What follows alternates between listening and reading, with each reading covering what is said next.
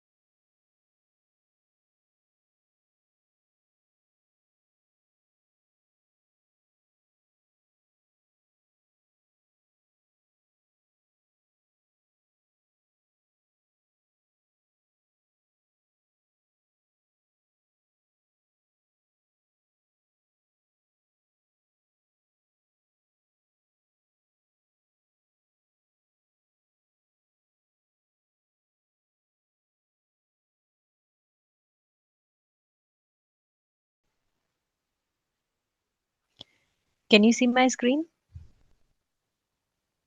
yeah, Okay, great. So let's start.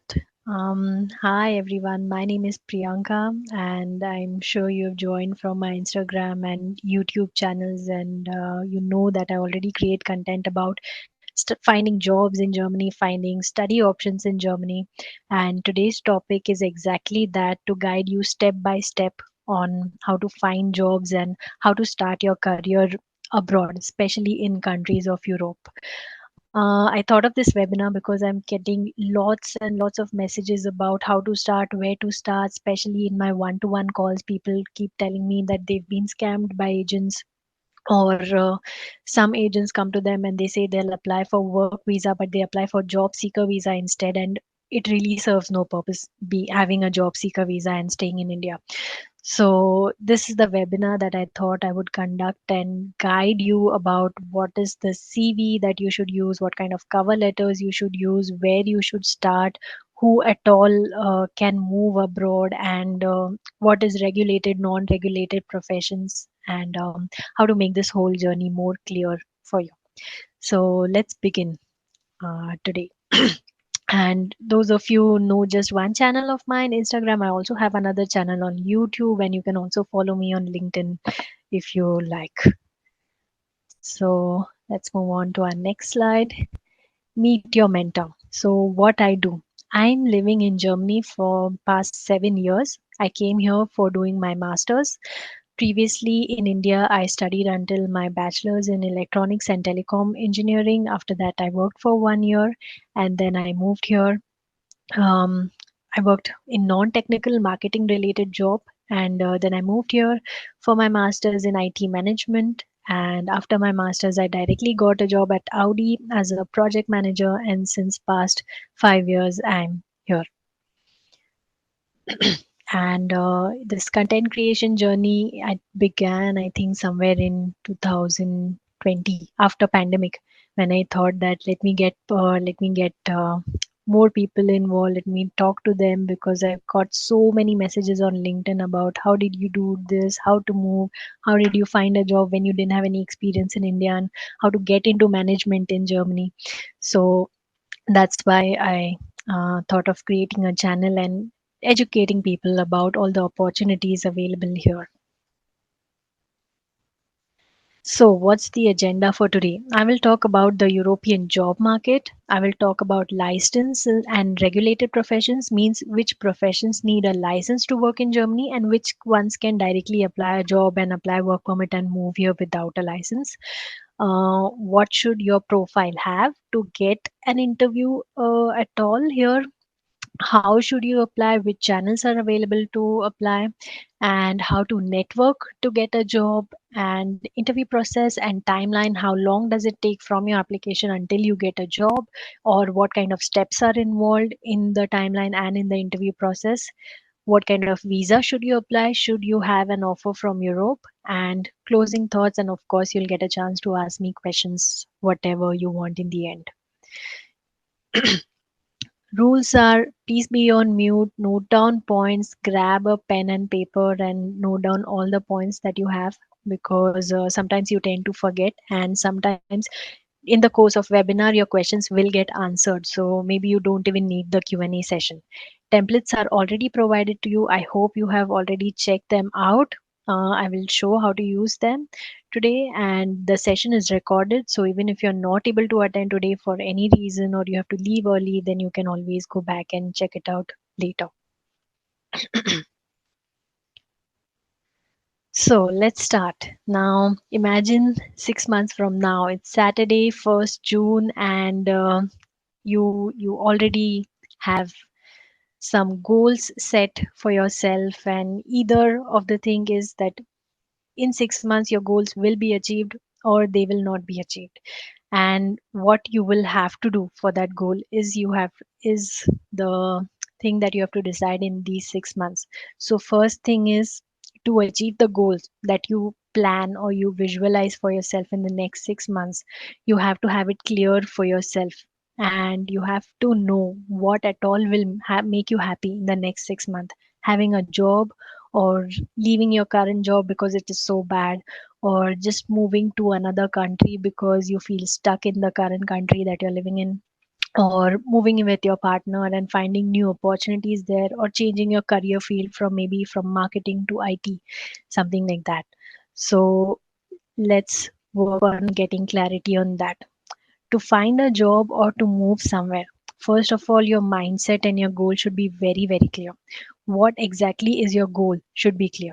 So what you want to work as, where you want to find a job. Like when I moved to Germany, my goal was very clear. I want to work in IT management, and I want to work in an automobile company, because I was so fascinated by all the automotive things. I'm not a car person, I'm not into automotive, but I always felt that I want to work in an automotive company.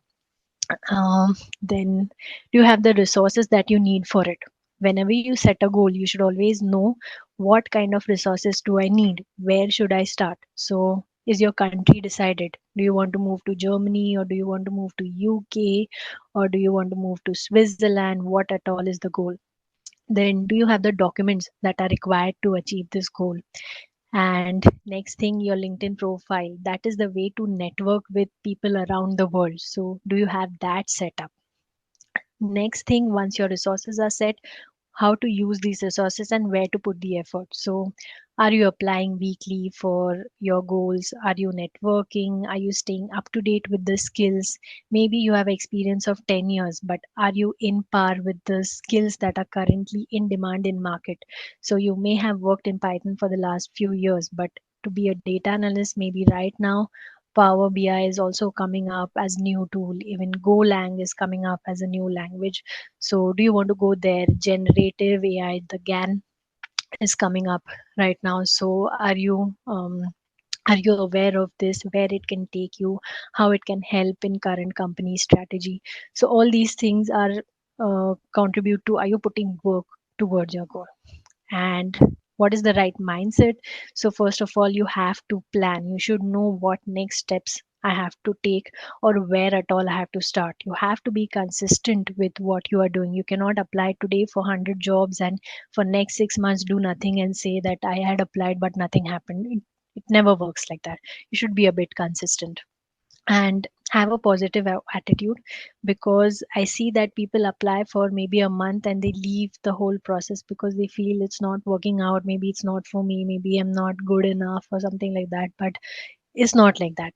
Currently the world is going through a lot of inflation, recession. Many companies are going on hiring freeze, budgets are being stopped, so it's not going to be very smooth. Of course you'll face some problems. Plus in Europe, every country has their own languages, so every country will have more jobs in their own language. Italy will have more jobs in Italian, Germany will have more jobs in German, Norway will have more jobs in Norway.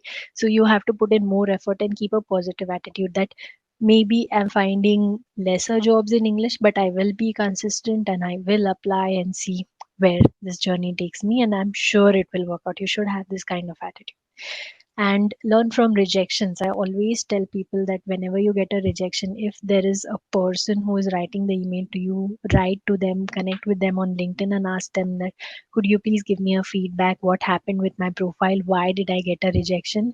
And most of the times, I've asked like 50 plus people, most of the time, the rejection reason is they are either not in Germany, they either don't know German language, or they selected someone from Europe because it was a position that had to be filled urgently. So these rejections, objections are going to keep coming. You just have to keep on applying and leave it. Jo ho gaya, but you have to go on ahead and be resilient. If you get rejection, doesn't matter. Like I got so many rejections when I was applying for job because I didn't know German when I came here. I had no previous experience. Starting from zero is always difficult, but you have to be consistent. You have to keep upskilling and you have to keep checking. Do you have the resources and are you putting the work to go ahead? So, before you start, know your destination. Like I said, know the process, what's coming ahead, where do you have to start. So, first of all, identify your target countries. That's very, very important because every country has their own process.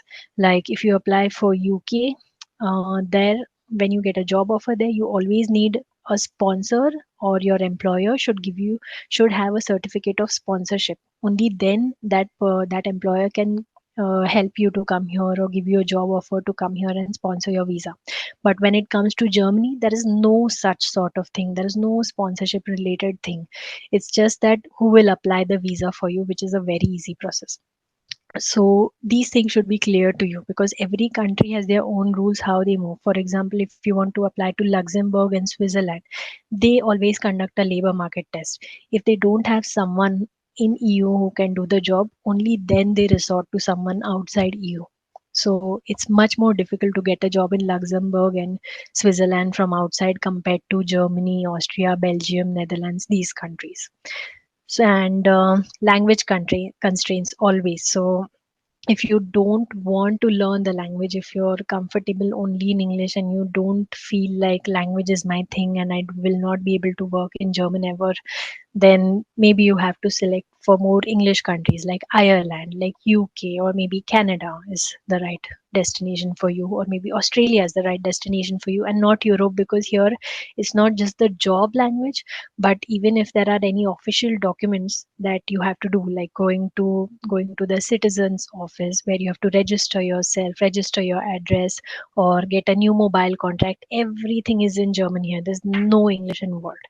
So how will you go through all those things? These things you have to think and then select the country that you want. As for my job, it's completely in German. I don't speak a word of English in my job, and it was a process for me to get used to. It was not easy, believe me, because my German is like, I know technical German. When it comes to job, I can speak that, but when it comes to small talk and talking to other people, it sometimes get difficult because I know the technical words that I have to use in project management, in talking to the other IT experts, architecture specialists, but not when talking to normal day to day words. They are totally different things. So this happens mostly when you work in a different language. Then research the job market. This is the second thing. Once you understand the country, then you have to research the job market for that country and understand, is my profession in demand in this country? What is the salary here? If you're earning 1 crore salary as a data analyst in India, you want to move to Germany, then I'm sure that you're not going to get that level of salary here. And even if you get, your lifestyle in India with 1 crore will be totally different to the lifestyle in Germany with exact same amount of salary, which equals to around 115k euros. I would say it will be totally different because here you have 40% taxes, and in India it's totally different. You have ways to save taxes. Here it's not like that. Here your taxes get cut, and after that you have to file for other things in ITR. Then next is check the labor laws, check the visa requirements, and your realistic chance of moving. So why I say check the labor laws and visa requirement? Because for example, when you consider Ireland has two types of visas which you can use to move. One is the critical skills one, where no sponsorship is required, and the other is the normal employment visa, where you have sponsorship requirements. You have to get sponsored for other jobs. So, who comes in the critical list? You should identify that.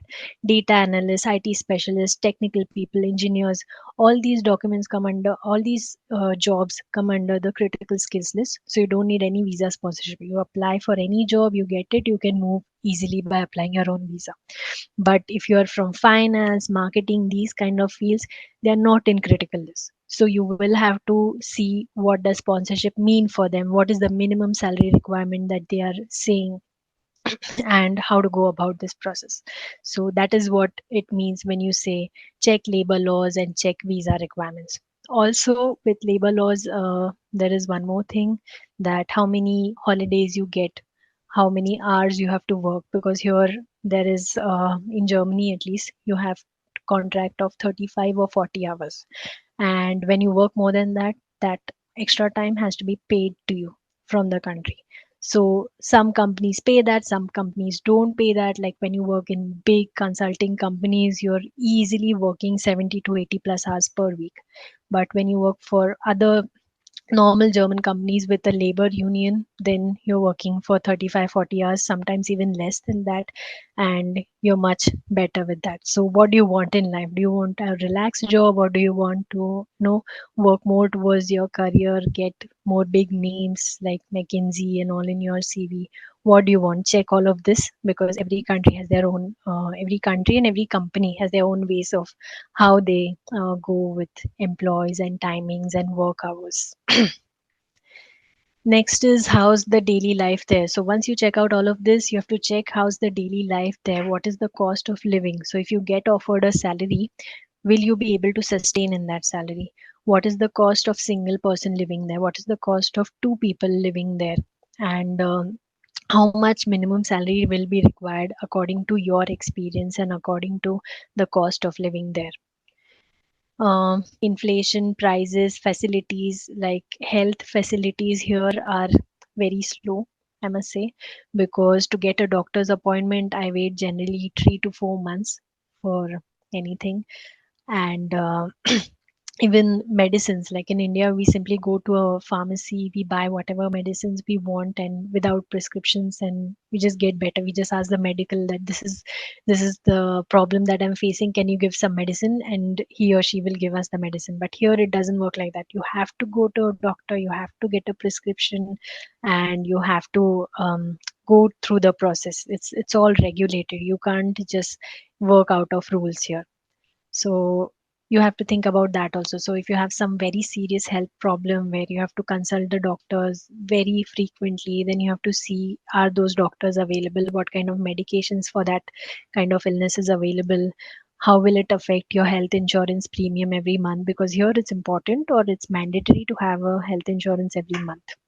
So these are the questions that you should answer or you should find out for yourself when deciding a country. Then how's the family life there? How's kids education? So when you move with kids who are already 8 plus 10 plus years, then they have already studied in English, they don't speak a word of German. And here if you want to go to a free school, then everything will be in German. If you want your kids to learn in English school, then maybe the cost of international schools is 500, 600, even 1000 euros per month, which is a big amount when you look at the expenses. Look at your monthly expenses and the salary that you get in hand. So all these things you have to consider. Maybe if you're planning, you can tell the kids from right now to start learning German, so it becomes easier for them to get integrated here.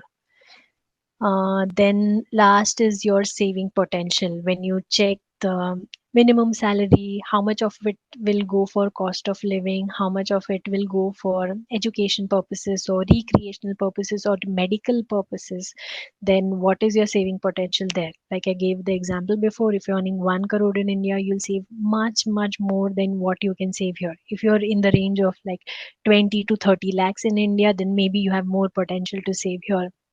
as a healthy person with no kids or not married yet.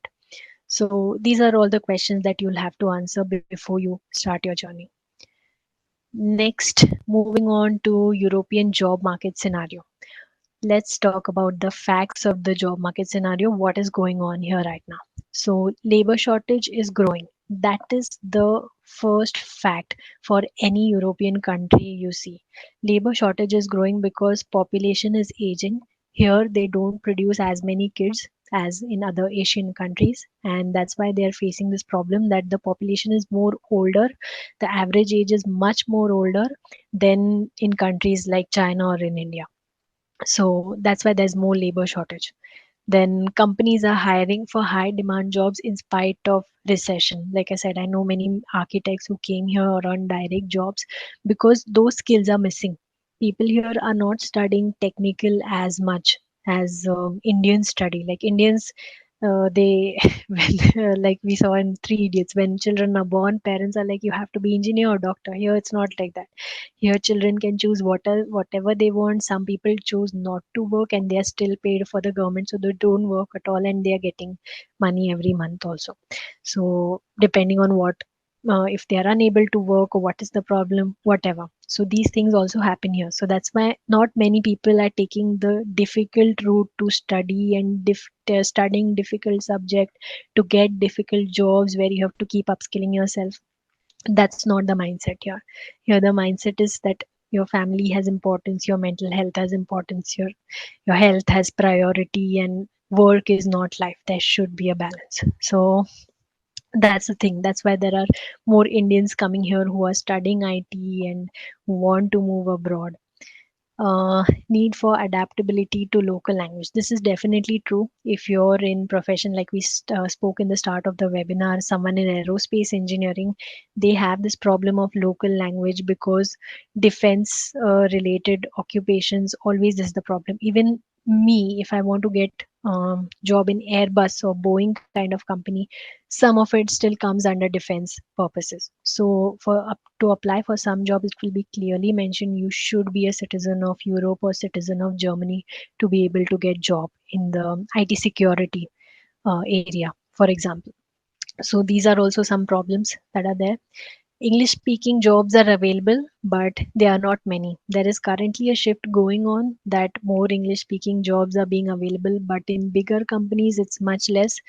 There are more English speaking jobs in startups or mid sized companies where people are less or not many people go to that route because of job security problems. And and also startups are more dynamic. There are more young people working there and young people prefer talking in English these days. Many young Germans that I know, they are very okay with talking in English and they have no problem. But when you talk to older generations, they are a bit they're a bit reserved about talking to English. They feel that someone will judge them for their English skills and they have lived all their life working in German, so why move to English in the last few years of their job? So that is also there. Then freshers can also get hired. Like me, I was a fresher when I came to Germany, but still I worked on my skills that are required to get a job. I worked on my German language, and that's how I got the job. So main thing is your skill set is very, very important when you're applying for job, and the language also for some jobs. People with German skills. So when you learn German, you just not have good demand in Germany, but also in other countries. So in Germany, Austria, Luxembourg, Liechtenstein, Switzerland, all these are German speaking countries.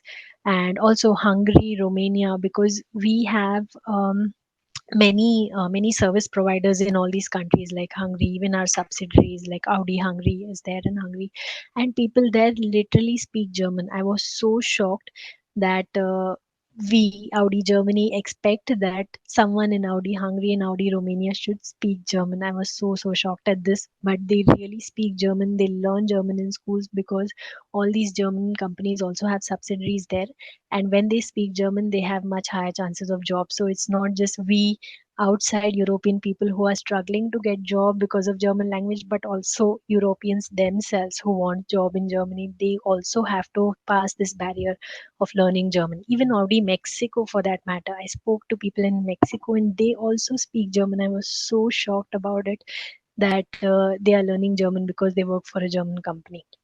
So these things are there. Language thing is always there. It depends on you how you want to move with it.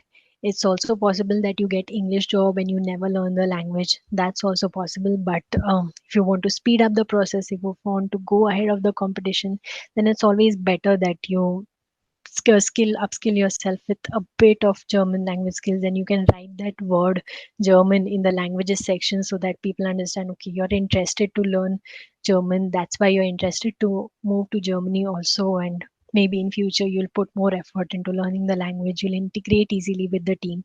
That's the main thing here. No visa sponsorship required to work.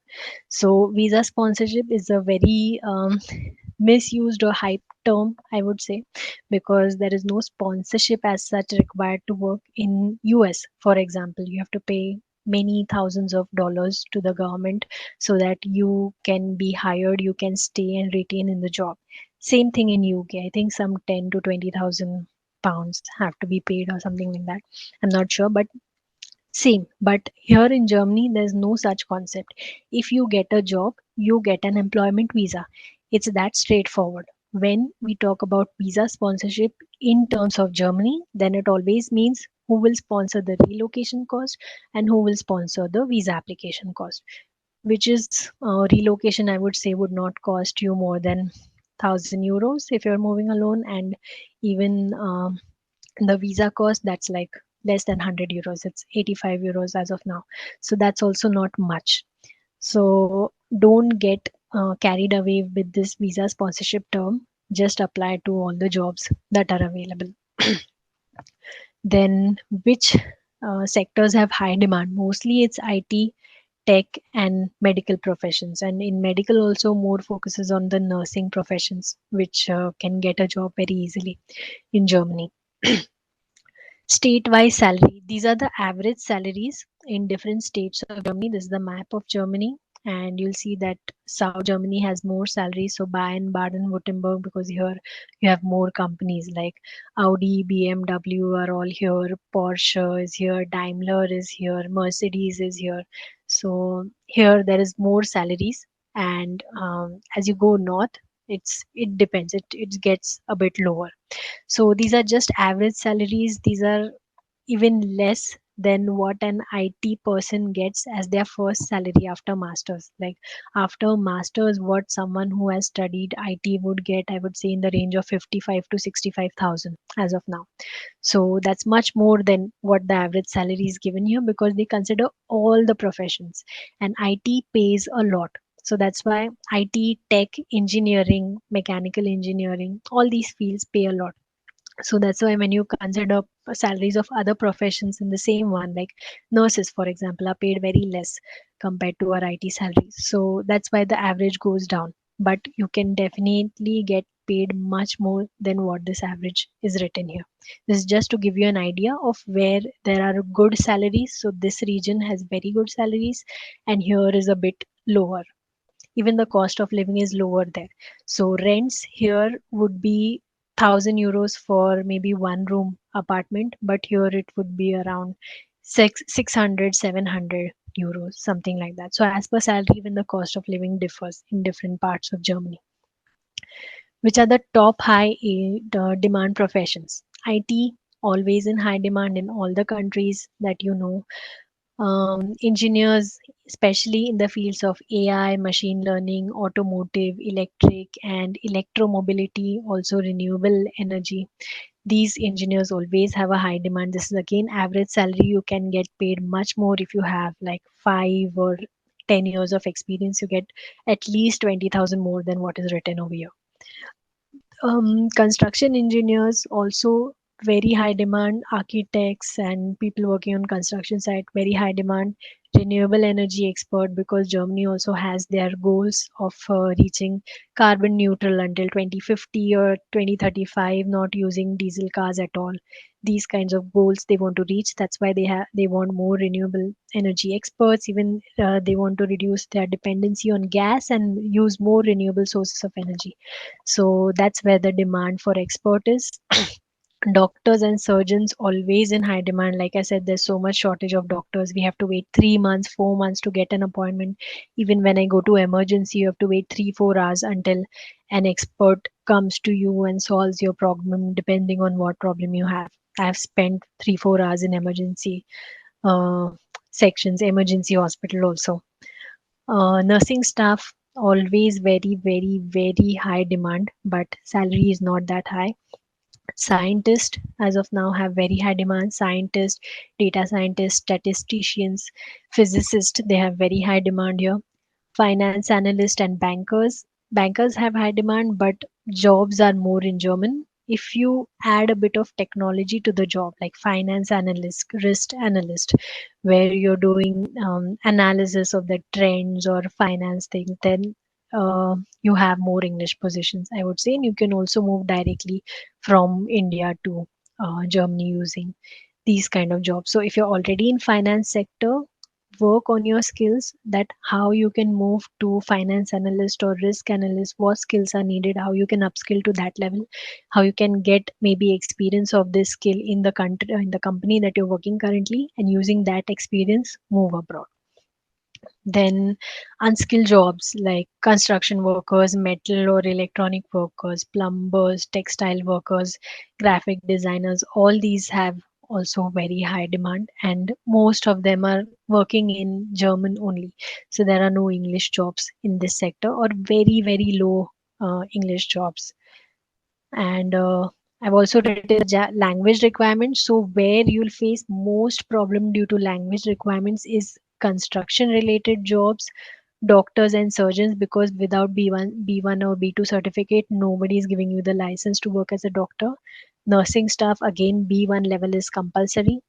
And bankers also need to speak in German, because people who come, if you have a customer facing role, then of course German is needed, because people who come there will talk in German, and that's why you need German.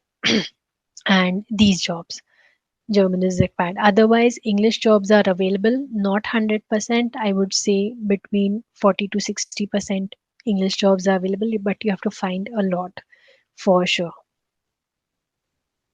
Schengen visa rejection rate. So which countries have highest rejection rate is Malta, Sweden, Belgium, France. These have really high rejection rate. These have the lowest. Iceland, Lithuania, Finland, Latvia, because not many people go here. But Germany's rejection rate is somewhere average here, under the EU average. In these countries also there is a good chance of getting English jobs, although they have high rejection rate, but finding English jobs is much easier. Salary is less than Germany for sure, but you can get an easy entry into Europe. And once you get there, once you are in Europe, you can look for other countries to move to. For example, Malta has many English jobs right now. You can move very easily, but it's a small island somewhere in the south. And if you want to increase your salary, of course, you'll have to move to Germany or Switzerland or Austria. And once you're in Europe, it becomes much easier compared to once you're outside of Europe region. So perks of working in Europe. This is a very nice point. This is where most people's motivation come from, because when I take one-to-one calls, I always ask what is their motive to move, so that I understand if I can help them at all or not, or if they have the right motive at all or no. And these are some perks that even they tell me what they like. So first of all, work-life balance. Many people are not happy with their jobs in India because they have to work late nights. They are not able to focus on their children, and they are working so much that they are tired. They are working on weekends, and they want to avoid this, and that's why they want to move outside of India to find a job somewhere where they can enjoy their weekends with their family. They can see their children, or they can afford the education, because here education is free. But in India, I've heard that even kindergarten fees are like 1 lakh, 2 lakhs per month. That's so much. I didn't even pay that much for my masters. So it's unreasonable for me to hear such numbers. Then 25 to 40 holidays depending on what company you work for. Every company gives different range of holidays. In South Germany, 30 is very standard number of holidays that you get in a year, along with around 12 to 13 public holidays. And there's also something called as Staatszug, which you apply for, and then you get one more 8 extra holidays. So it depends on which company you work for, and you can get that many holidays as per their laws.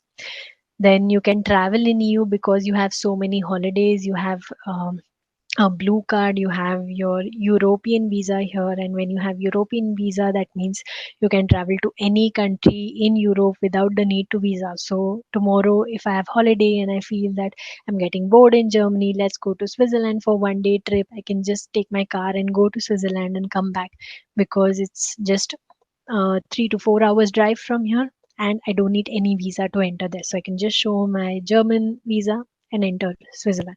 That's how easy travel in Europe is. So that is also some motive of some people to move to Europe.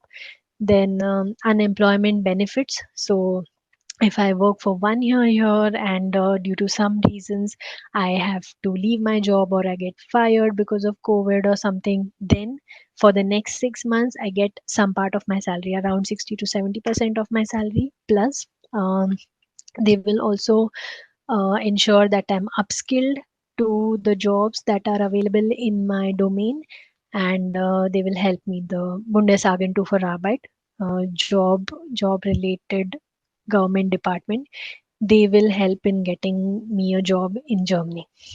So these are the benefits that unemployed people get. Then sabbatical with job safety. So if you're working, many people do that. Like they work for like 4 5 years and they feel that now it's enough. Ab bas ho gaya.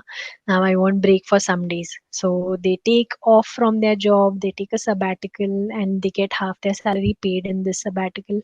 And they just go, like one of my colleagues, she just went to Scotland to learn music suddenly after 5 years of job, and I was so shocked. I'm like, okay, so how are you sustaining yourself and how does this things work? And she said, no, I'm just bored, I want to learn music now, so I'll go for 1 year, I'll learn music, I'll learn a new culture and come back.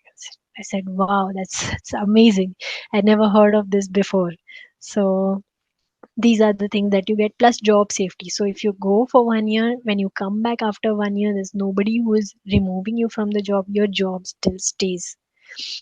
Then health insurance, pensions, and bonuses. Like I said in the start, 40% of your tax is cut from your salary when you get that in hand. So where does it goes? It goes to your health insurance. It goes towards your pension fund, and you get different kinds of bonuses. You get unemployment insurance. You get care insurance. Many things are included in this. So there is where all of this money is going. Then open work culture, no micromanagement.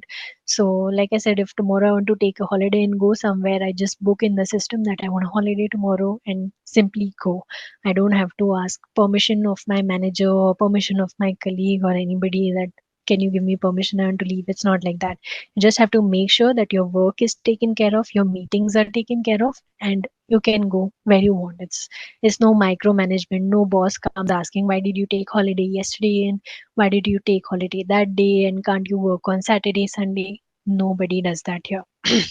It's also illegal for a boss to come and say that you have to work on Saturday, Sunday and answer my emails all the time. It's not legal here.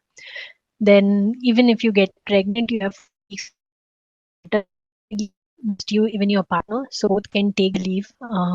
14 weeks is compulsory leave that can be extended up to 3 years also per child.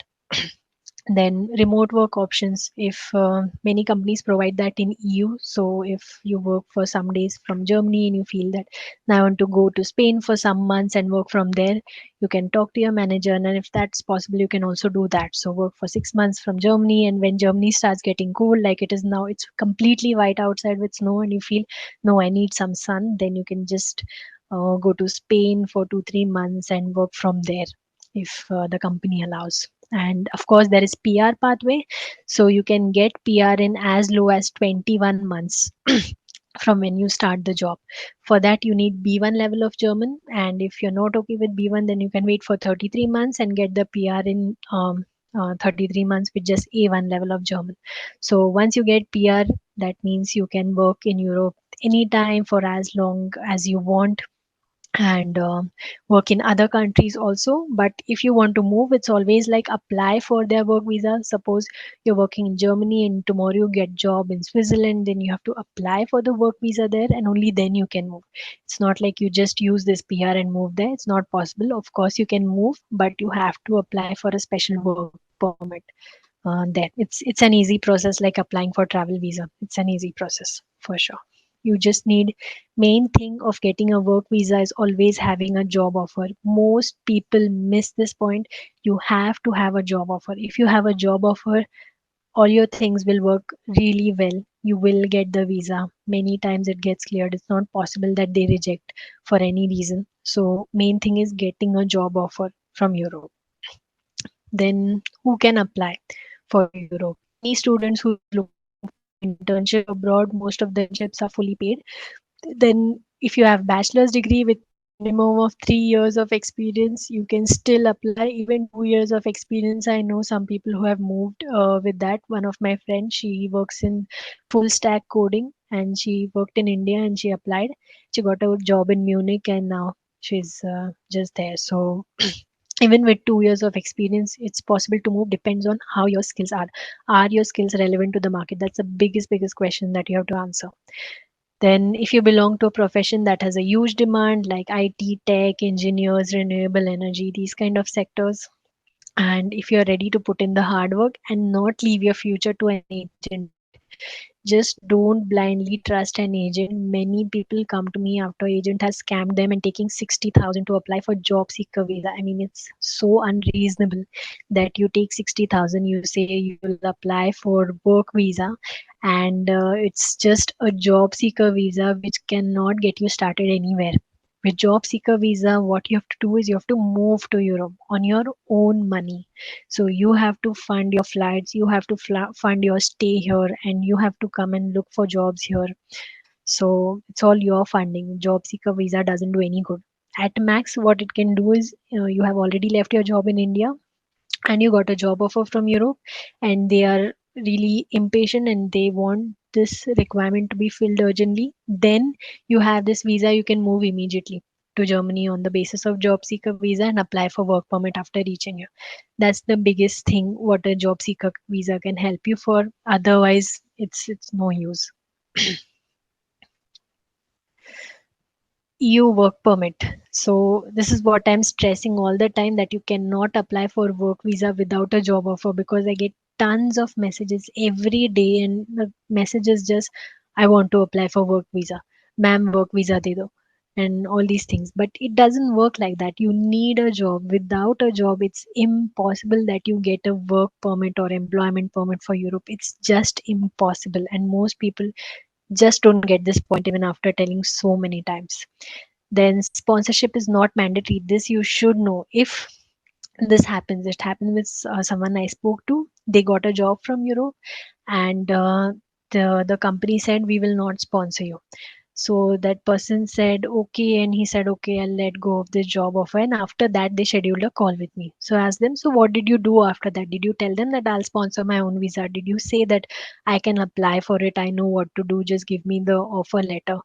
And he said that no, I didn't know this, that I can do on my own. I didn't know that I just need job offer. And also inform yourself about what is required for visa. Just a job offer letter is required for you to get visa, and the other documents, of course, your passport, educational documents and all. But most important is a job offer letter, and you can apply for yourself.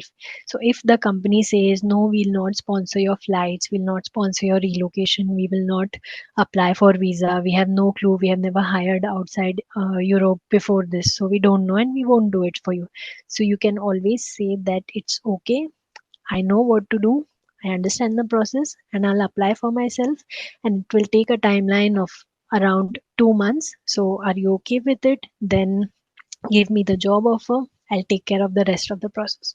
So if you're able to say that to the company, maybe they change, maybe they say, okay, yes, then it's okay for us, then you can apply on your own and you can come here. Sometimes it's also happens that you have to pay for all the cost, and when you're here you get that reimbursed from the company.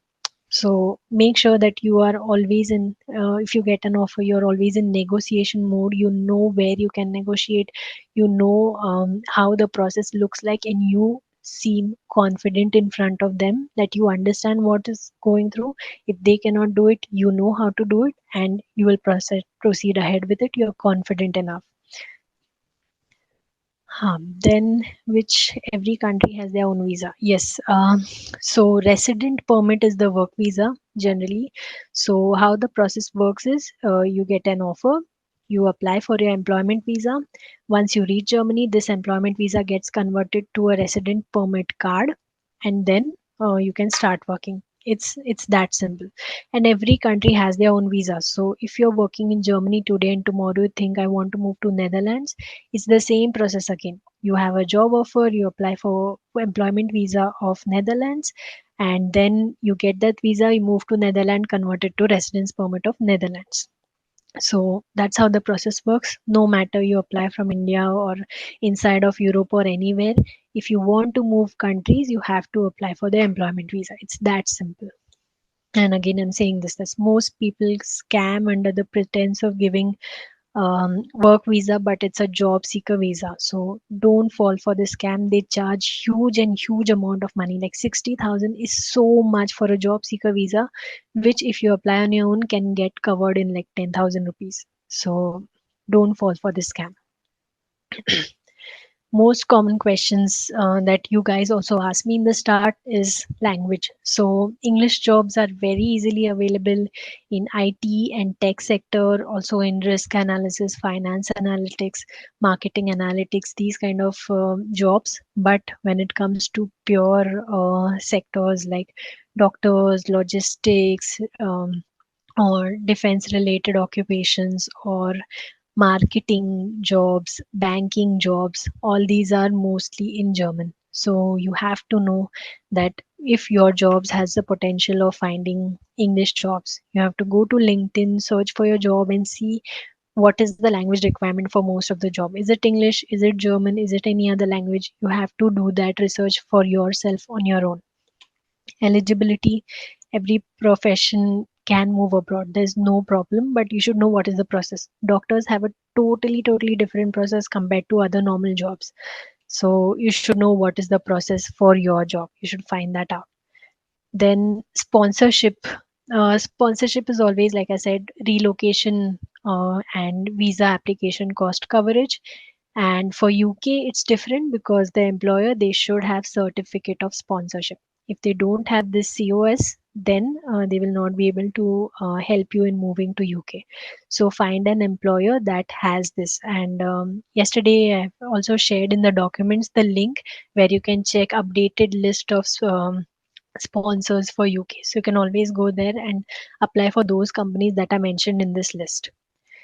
Then visa requirement. So visa requirement, you have to check what are the requirements that visa generally ask. It's generally your passport, educational documents, marriage documents, salary slips of current job if applicable, and your job offer letter.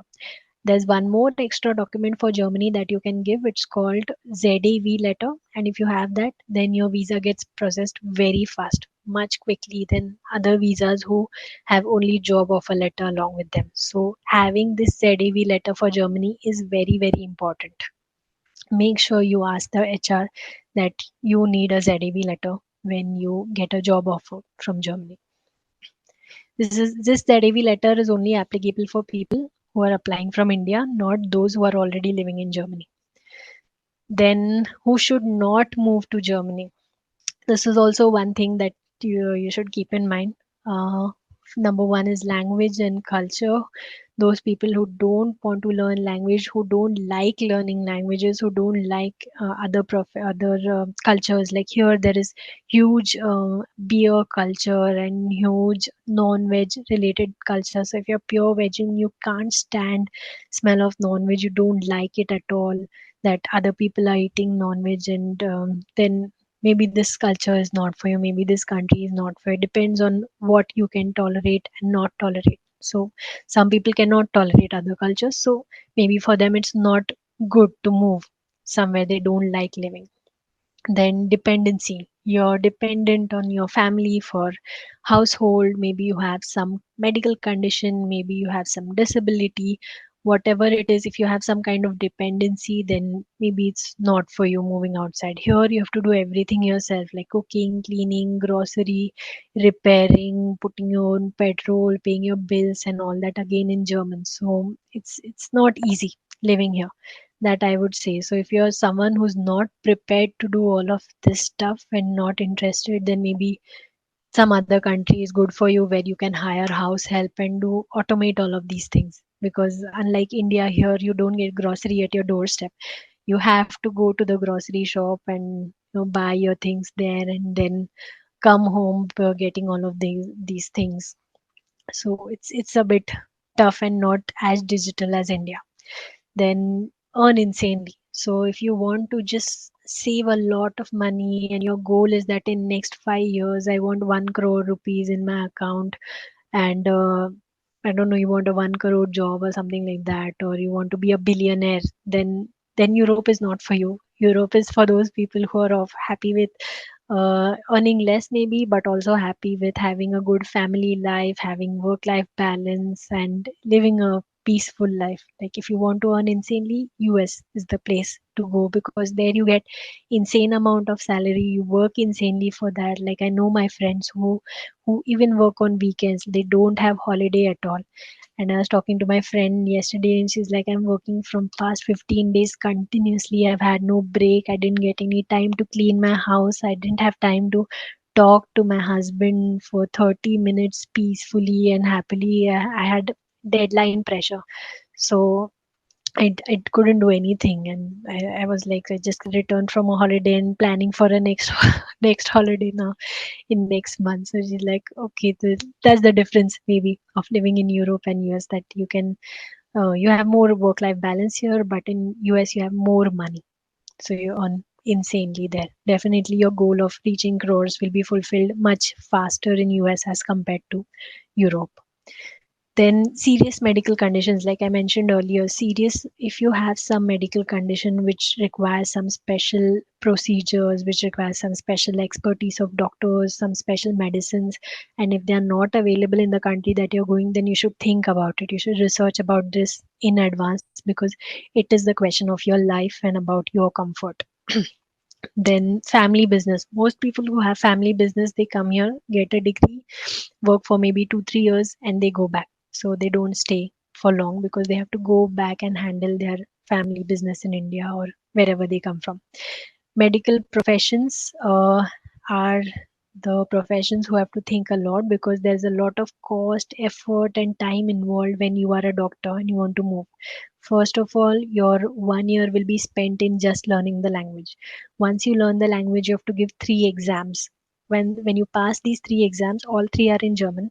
When you pass these 3 exams, only then you get a license to practice as a doctor, and then you have to look for jobs here. So again, whole work is in German. You don't speak English here until you get some Indian person who's coming to you and talking in English with you. So 2 to 3 years are definitely involved in moving to Germany as a doctor if you're starting from scratch, and it's a lot of cost and time again. So think about that, if you are ready to invest that amount of cost in moving to Germany, or rather maybe stay in India or other countries where you earn much more. You can start your hospital with two other doctors and then you start earning insanely. There's no cap on any earning in India. So here doctors are paid salary mostly, but in India you run it as a business most of the time. So that's a big difference. So you have to think for yourself what is better. Then licensed and regulated professions. So who need a license or an approval? Like I said, process for doctors, you have to pass few exams, show your German certificate, then you get license. So who are all in these kind of process? All doctors need this, nurses need this, radiologists, anesthesists, teachers, pharmacists who want to start a medical shop, pharmacists who want to start working in a company can move normally like other people would apply for a job and move here with the employment visa. But those who want to start a medical shop specifically, they have this requirement. Lawyers, again, they have to pass special exams, and self-employed or crafts people, someone who works in construction or electrician or plumbers, these kind of people, they also need to have license to handle this special equipments. Non-licensed professions are most office jobs like IT, tech, finance, vocational jobs, managers, academic, teachers, professors. There's something called as Wissenschaftlicher, where this person is working as a scientific help in universities. So they come under this normal profession. Part-time or student jobs can start normally, and non-tech jobs or odd jobs also, like helping at a restaurant, helping at a shop, maybe. All these are non-licensed, non-regulated, can start immediately when they have job offer and visa. So, which one applies to you? If you're from someone who's in this regulated profession, then please go to this Profi filter. You can just Google Profi filter for Germany. It will take you to Anerkennung website, and there you can put in your profession name, and it will show you what is the process that you have to do with certificates you have to get recognized, what language level you need, and how you can get started with the job process. For everyone else, just apply for a job directly. No need of doing this check. Mostly it is for medical professions and the regulated ones, like I showed you before. So special permissions to work, or is the difference between license and non-license? Their degree needs to be recognized here. This is the most important step for them. For non-license, it can work nowadays. Like you might have seen my latest reel where IT professions and nurses, they don't even have to show their educational qualifications, and they don't have to get the degree recognized. If you have 3 years of minimum experience, you can get started directly. So this is the advantage of non-licensed professions. Then they require special application procedures. Here, just go to LinkedIn, apply for job, get it, and you can move. Then approval process, you have to give so many exams as a doctor, learn the language, show special certifications, and then you can move. It's a very long process of minimum 1 to 2 years, and this one is much quicker. Then legally you cannot work as a license. Even if you move to Germany, for example, you got married to someone, you're a doctor, you move here and you want to start working as a doctor, it's still not possible. You have to go through this process of getting B2 certificate, get giving these exams, getting qualified. I know one of my friend who's from Turkey and she's doing all of this. I met her in B2 exam and she was saying that it's been 2 years that she's doing this process, and still not done. She has to still study for the exams to pass and become a doctor here. Although she's from Europe, she's from Turkey, but still it's not, her qualifications are not recognized in Germany. So that's the difference. Then beware of scams. These are the websites for medical professions for other countries. Like I gave a Profi filter for Germany. This is the website for other EU country where you can go and check that if you're in medical professions, what steps you have to follow, what kind of language certificates you have to give, what kind of educational certificates, what exams you have to pass. All the things are available here. So how you can find this? Just Google apply for license for doctor or nurse in Finland, for example, and you'll get the site. So these are the legal sites where you get all the options. Also, there is one agency from government of Germany which is called as pro recognition. They do everything for you for free. So what they do is they check your CV for all profession, not just medical. They check your CV, they help you make a good cover letter, they help you to apply for jobs, And if you have problem with the process, they also explain you how the process goes, and all this they do for free. It's called as pro recognition. So if you're living in nearby Pune or something, you can go to their office directly. If not, just go to their website, book an online appointment totally for free, and they will guide you through everything. Through making a CV, through making a good profile, telling you what kind of requirements are there for your jobs. For example, like we spoke in earlier for Soumya, I think, regarding defense professions. So just go to them, book a appointment with them, and they will help you get started with this. With what are the requirements for different companies, maybe for defense. So the company's pro recognition, I'll type in the chat so that you guys can use it. This is it. Now, starting with what does a perfect profile have? Uh, these are the things that you should have to get started with your job. Do you have the CV? Also, is the CV in the right format? Next, do you have a good LinkedIn profile? Does it have all the keywords and skills that are required for your job? Degree and skill certificates, like some people don't have degree, they lose it or whatever happens, so make sure you have a degree. It's very very important. And all the certificates, like for project management, PMP would be a good certification. For cloud, maybe AWS certification or Google Cloud certification. You should have these kind of certificates to beat the competition. Then cover letter, in very rare cases cover letter is asked, but if it is asked, you should have one ready. Generally, a good cover letter would have 300 to 500 words at max. Then everything else, like profile on different career sites like LinkedIn and Zing. So Zing, XING, is like LinkedIn but for Germany. So if you want to find jobs in Germany faster, then make a profile on Zing. Let's start with how to make a CV. So, a CV generally should have these 5 sections. First of all, a good photo. I would say in Europe, having a photo makes a lot of difference. I've seen US CVs, they are totally different there. There is no photo, no color, nothing. But in European CVs, you can include color, you can include photo. It's totally okay. Then skill section, you should have skill section because this contributes to the keywords where your CV can get through ATS software. That's why skill section is very very important.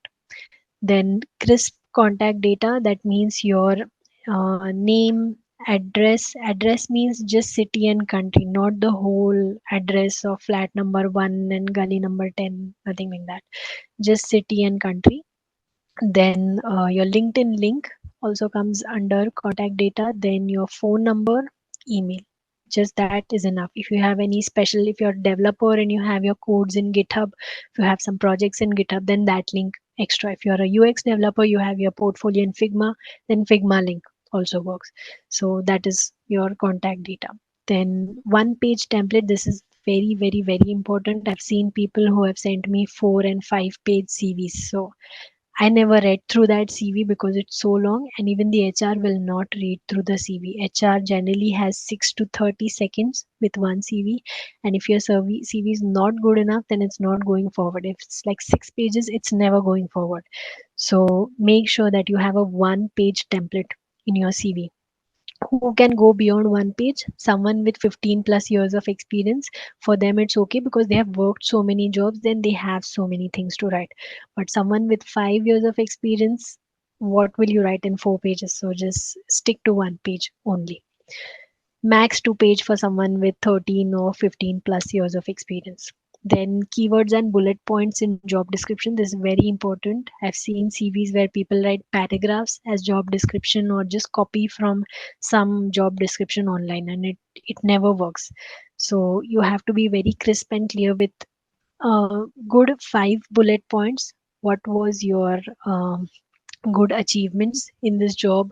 What skills did you learn? What critical projects you handle? What big budgets you handle? Or what customers you handled? What problems you faced? How did you face? How did you solve those problems? What skills were used? These kinds of things should be mentioned in bullet points, not like I was responsible for documentation and this and that, not like that, but um, I was uh, I was project lead, and I was project lead for the critical IT security project where I helped complete the deadline, where I helped reach the deadline 1 week before the target, or we reached the target 20% higher than what was set for this quadrant, something like that, where you include more numbers and you talk about quantifying your experience and quantifying your efforts given to this project or to the task that you did.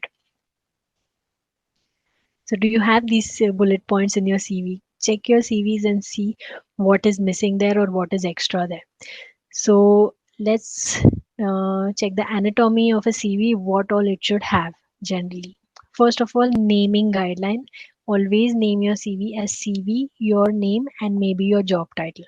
So, if you email the CV, or there are too many CVs that HR has, and your job title is there in the attachment name, and the HR just searches in the email business analyst, and you have written business analyst, then it's possible that this CV also comes up as a search result, and maybe they are reminded, oh, I had contacted them earlier, it was good interaction, maybe let's ask them again now that I have um, um, a requirement for the same position again. So that's why always name your CV like CV, your name, and then your position that you're looking for. What content should this file have? Should have your name, your job title, a good professional photo, professional summary of your experience. So, what you did, what is your top skills, and what top projects you handle, for example, and what are you looking for? What next job are you looking for? Contact details, email, location, and your phone number, very important. LinkedIn link. Don't forget to give this because most of the time you cannot write everything in your CV. It has to be one page, so there's limited space. But your LinkedIn profile has unlimited space, and there you can write much more things. You can upload some special links to your portfolios or GitHub website, and you can write much bigger summary there, by highlighting your special skills in the about section. So always give a LinkedIn link. Then experience, your job title and the location, your duration of how many days or how many years you work there, and responsibilities or achievements there.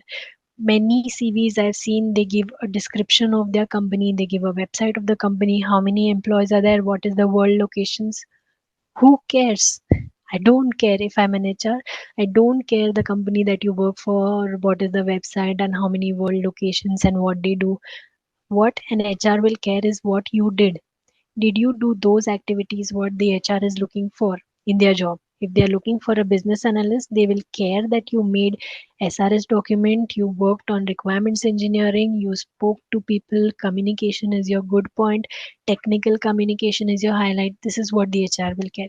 They won't care about your previous company and what that company did. So always make sure to highlight your skills. Then skills, these should be job related. So what your position is, as per that, add the skills that are in demand in market. You can easily find this on LinkedIn. I'll show this in the demo. Then softwares that you know, very, very important. Nowadays jobs are getting digital, so softwares is very important. So make sure you know what softwares are in demand in your profession, and you add this to your CV as a separate section, like skill section. And certifications, so only include relevant certification. Don't include certifications that you did in your company, like you did some in-house trainings or something like that. Don't include that. What are certifications? Something which is globally recognized, like AWS certifications or PMP certifications, Scrum Master, Agile certifications, or anything related to your skill, TOGAF certifications, Figma related certification, anything what's relevant to your profile, or Google Project Manager, Google Digital Marketing certifications, they are in high demand. So anything which is globally recognized should be put in. Something that you got as a training in your company, better avoid it unless you don't have anything else to show under certification. So how should the CV be? Your CV, your name and profession should be the CV name, should be one or two pages. One page, try to keep it one page. Don't go beyond it until it's absolutely necessary.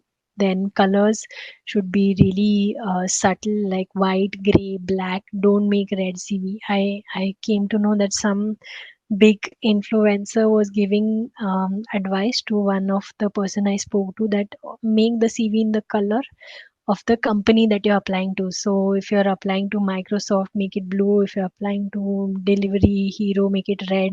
If you're applying to Spotify, make it green. And I said, no, nobody is expecting you to do that. That's so bad advice. Don't ever follow that. Keep your CV as subtle as you can. Then fonts, use normal fonts which is legible and which is clear. Don't use any fancy fonts. Calibri and Arial are enough. Font size for titles 13-14 is good, and for description 11 to 12 is good. Make it 11 if you have too much content and it's going on next page. If you don't have much content, make it 12 so that one page looks filled up.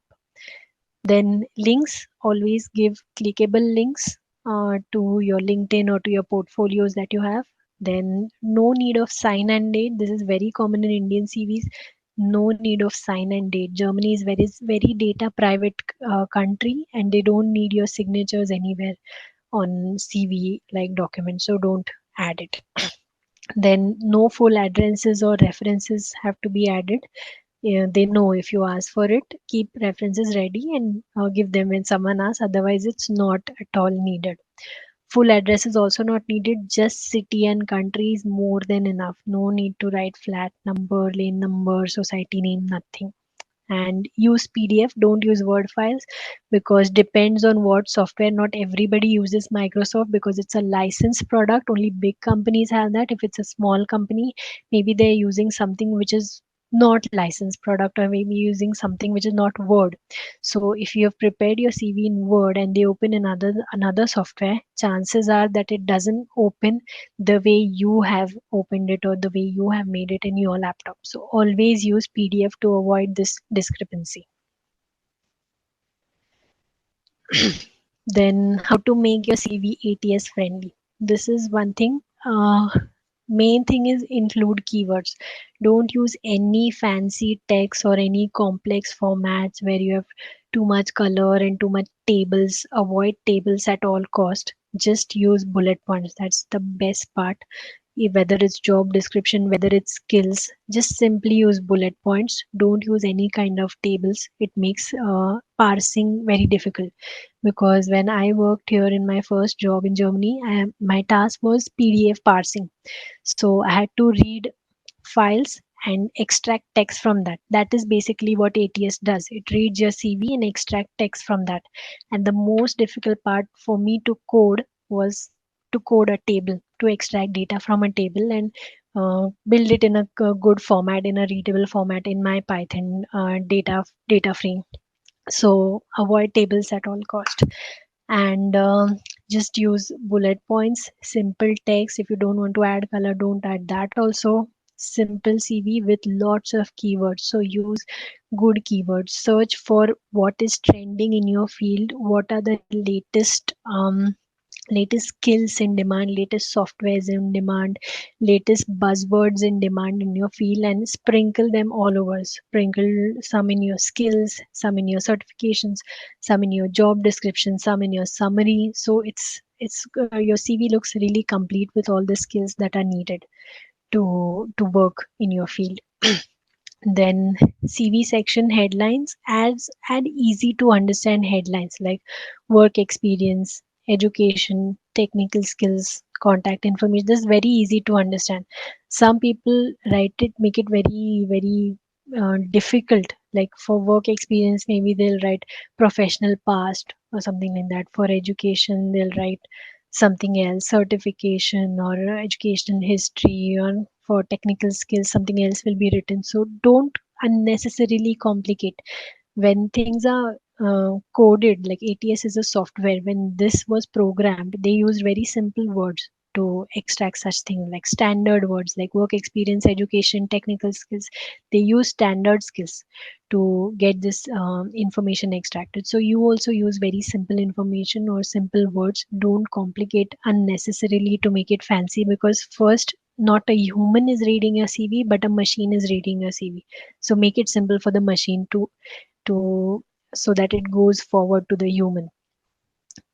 Keywords, these are the only things that will get you an interview. Like I said all the time, keywords, very important. Whatever profession you are in, Google the latest skills. When you go to LinkedIn, I'll show it in the demo how to find skills that are in demand for your professions, and use those words everywhere in their CV. That is the only thing ATS will do. The job of ATS is to extract words that are relevant to the job description given to it by HR, and then match your CV to it. So the more words available in your CV, higher percentage of match will be there with the software result. So that's why use more keywords and let your CV match more to the job description by adding more words that are there in job description. Then highlight relevant skills and certificates. This is again very important to have the skills. Why I got a job when, even though I was a fresher in Germany, because I was always constantly looking at jobs and job description and trying to find that what are the words they are using in it. And I constantly saw agile and scrum, these words being used in almost each job that I was trying to target to. So during my masters, I chose a subject which was called Agile Methods, and there I learned about all of this. And when I learned about this, I just simply picked all the buzzwords that are related to this field, added to my CV, and then I started applying to jobs. And then my job, like my CV, started getting shortlisted much faster. On top of that, I knew that German is necessary to work in management, so I learned German and added that in the CV. That also further made my job search journey faster, because I didn't want to waste time. I came here on a loan and I had no plans to moving back to India, so I didn't want to waste time. I just did everything possible. I worked day and night. I avoided all parties and I simply focused on how can I get the job, how can I finish this degree, and that's what I did. Simply looking for skills, trying to get certification, trying to learn about the skills and adding it to your CV. And to your LinkedIn profile and Zinc profile, and to your cover letter as well. Tips for freshers: make one page CV with a good professional email. Professional email means your name dot surname, or just your first name or just your surname is okay. Don't make any funny names like someone makes Harley Davidson and Barbie girl, something like that. Don't use those kind of funny emails. Use really professional emails. Add certifications, add transferable skills and soft skills like being proactive, handling team, can work under pressure, punctual, solution oriented, goal oriented person. Try to use these kind of software skills. Then project work from university. This is very good to add skills to your CV, because in project work you'll use many technologies, use technical skills as well as soft skills. So it will add a lot of keywords. Give a good description, talk about what you managed, talk about how you overcame some difficulties. Same for experienced people also. If you don't know what to add in job description, talk about what you handled, what was the critical point that you handled in some project.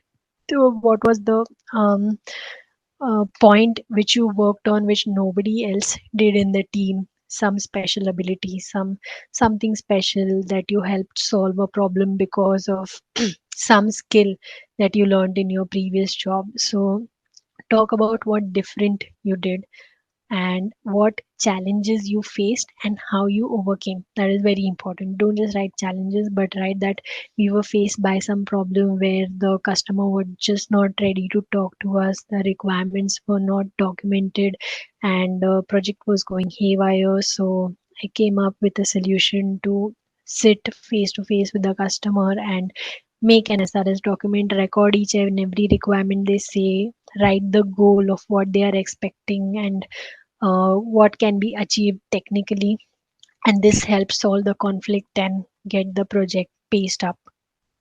For example, such things you have to write where where it's visible to the HR that you have skills, you can identify problems, you know how to solve them, and you are a solution oriented person, because problems are there in all companies. No company is perfect. what they want to see is who is the person who is open to solving problems and who's the person who's open to listening to solutions, getting solutions on table.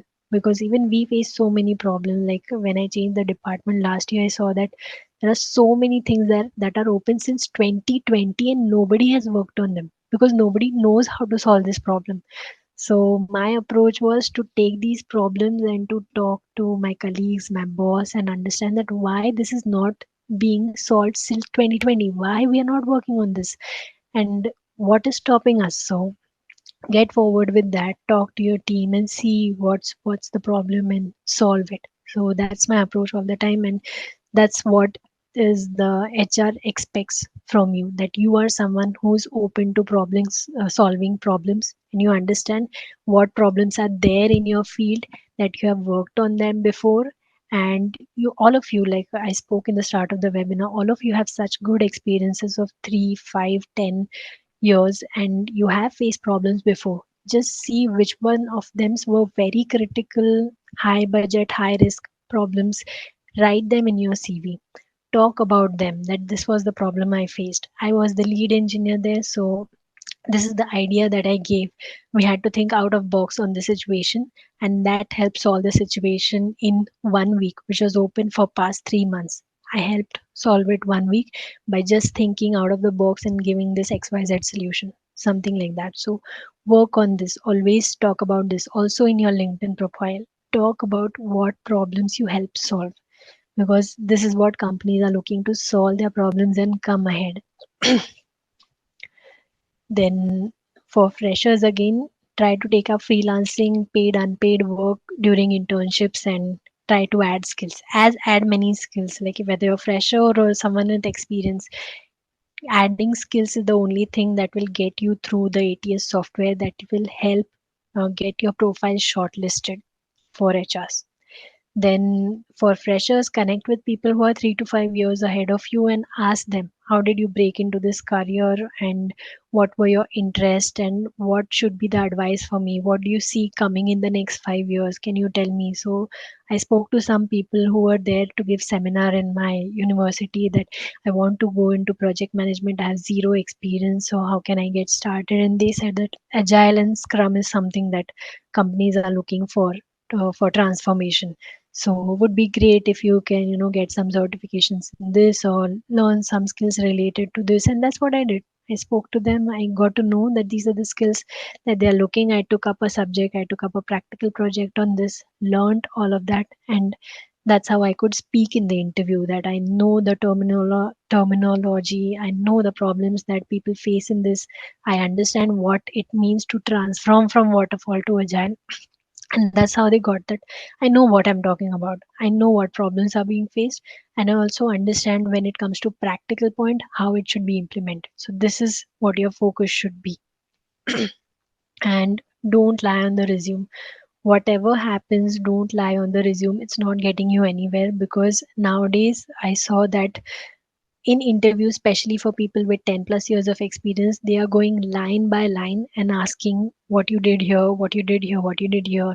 Because I spoke last month to someone who had attended my previous webinar, and they simply implemented all the tips that I gave in the webinar. Within 2 weeks, they got a call from Germany. They are living in UAE. So they got a call from Germany, and it was for a senior business development related position in English. So I asked what happened in the interview. They said that they went line by line for everything for in the CV. So when we worked on their CV, like I said to him that please write everything that you know and that you have worked on before, and that is also relevant to European market, so that you get shortlisted faster. And don't lie, don't try to go overboard with anything. Just write what you can, talk with full passion. And that's what they did. So they said that I handled all questions, because they asked every line, why did you use this software, what was the relation of this software and this problem, how did you solve this problem? You said that you achieved it 10% earlier. So how did you do it? Why was it earlier, and why, what was stopping you before? And what was your role in this? You said that you led this project. So what exactly activities were under your responsibility when you're leading that? Did you take in the budget? Did you take in some under other responsibility like resource allocation, or were resources already there on your project, for example? So they really grilled on every line of the CV. So that's why write in the CV what you know that you can answer, and you can tell a story behind this. I told him that whatever you're writing in the CV, keep a story ready of when it happened in my XYZ job, why it happened, we were facing XYZ problem, there was no coordination, or client was not collaborated, for example. Then how did we work on solution? You did a workshop, you did something, you spoke to the customer, what did you do to work on the solution, and in how much time it got solved? You should have the passion, because when someone works on something, they know what they did very easily, and they can talk about it passionately, especially when they were the problem solver. So that's why keep a story ready for whatever points you're adding to the CV. You should be able to talk on that confidently. Do's and don'ts of CV. Like I said before, don't use your full name and job title. No, include your full name, sorry, include your full name and job title and other relevant personal data, but don't include full addresses or any Skype addresses. Skype is outdated now. School prizes and all. People still add their school prizes, and I was the lead in college festivals or something like that. Nobody cares, to be honest, right now. After 5 and 10 years of experience, if you led a school event and college event, then references also no need, only give when asked, nobody asked for them anyway. Crisp profile summary, just 3 lines. People write 10 points in their summary page. That's not expected from you, because if you write 10 points under summary, where will you write experience? How will you fit everything in one page? So stick to 3 lines, like what is your name, since how many years you're working in what field, what you did before if your profession was something else, what are your top 3 skills, and any KPIs that you can add to this, or any technologies that are going on. So for a data analyst to write that they have experience in building AI strategy or building GAN networks, that is trending right now, would be a great plus to take them to a director level job or something like that. Then large chunks of text, definitely avoid. Don't write anything without bullet points, and also see that those points should fit in one line. It should not go to another line until it's absolutely necessary. So write crisp and clear as much as possible. Don't write stories, write short points. Then everything should have bullet points and keywords. This is very important. Keywords are the only thing that will help you cross ATS software. So add lots of keywords, and mention your skills, like your tech skills, soft skills, your languages. And in languages, even if it's German A1, write German. Having just German in your CV can also get you shortlisted to a job. So don't be lazy on that part. Just if you don't have German experience, start learning German and write German A1. So you can also write basic German, but use that word German in your CV. Also, any special awards that you got, like people get employee of the month or something, but they just write a word and leave it. So don't just write the award name and leave it. Explain why you got that award, because you achieve much more target than it was set for this quadrant, or because you solved a critical budget situation, or because you helped identify a critical risk to the software much earlier than it came, and that helped reduce vulnerabilities in your software, something like that. So always give a one liner of why at all you got this award of best employee or star employee or whatever it was. And don't use too bright, too dark color scheme. Just use very subtle nude shades, pastels shades in your CV. uh, okay. So before moving to LinkedIn, I would give everyone a chance to ask your questions if you have any until this section.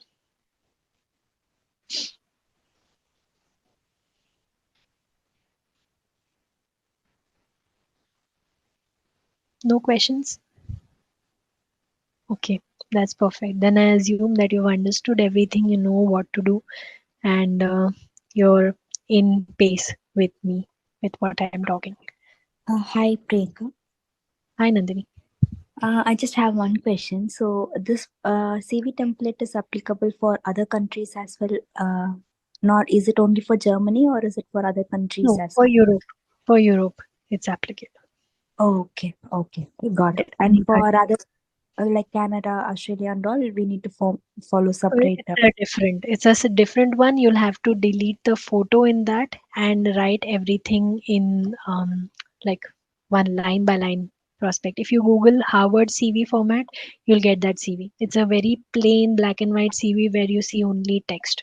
The main aim of having a different format is generally in US they don't want to differentiate you on the basis of your looks or any aesthetics that you add to your CV. But in Europe, it's like how well you present, how good your CV looks. So it's all about that. So here looks matter a lot. How presentable you look. That is very important here. But in US they don't want to differentiate between any CVs. They want everything to look like black and white paper and only choose on the basis of the skills that are mentioned in the CV. Okay, okay, Priyanka. Thank you. Okay. Hi. Priyanka? Yeah. So I do have a question. So Mhm. is it that we have to build two separate CV? I mean, when we're applying for US company or Australian company, Yes, and yes, yes. It depends on the market. So European market generally the format that I gave would work. Or if you go to Canva, I'll show you some formats on Canva also. Those work perfectly fine. It doesn't get any problem. Like I said, someone got interview within 2 weeks of applying with the format that I gave. So that was a Canva format, and that link is also there in the CV template that I provided. So you can use that. yeah, I was looking into the Canva format. Yeah. Yeah. So So that is we mostly use that Europe. format. Yes, that's European. So where you have a photo, you have a contact details, skills, and this side your experience and education. Okay. Priyanka? And And yeah, while you are talking mostly about Germany, mhm, how about Sweden and Austria? Is there a it's the specific same. It's the thing we same. have to look for that? Exactly same. Don't have to do anything else. It's the same as Uh, Germany. Whether it's Sweden, oh, no, no, no. Netherlands. Sorry. Mhm. Sorry, I didn't complete my question.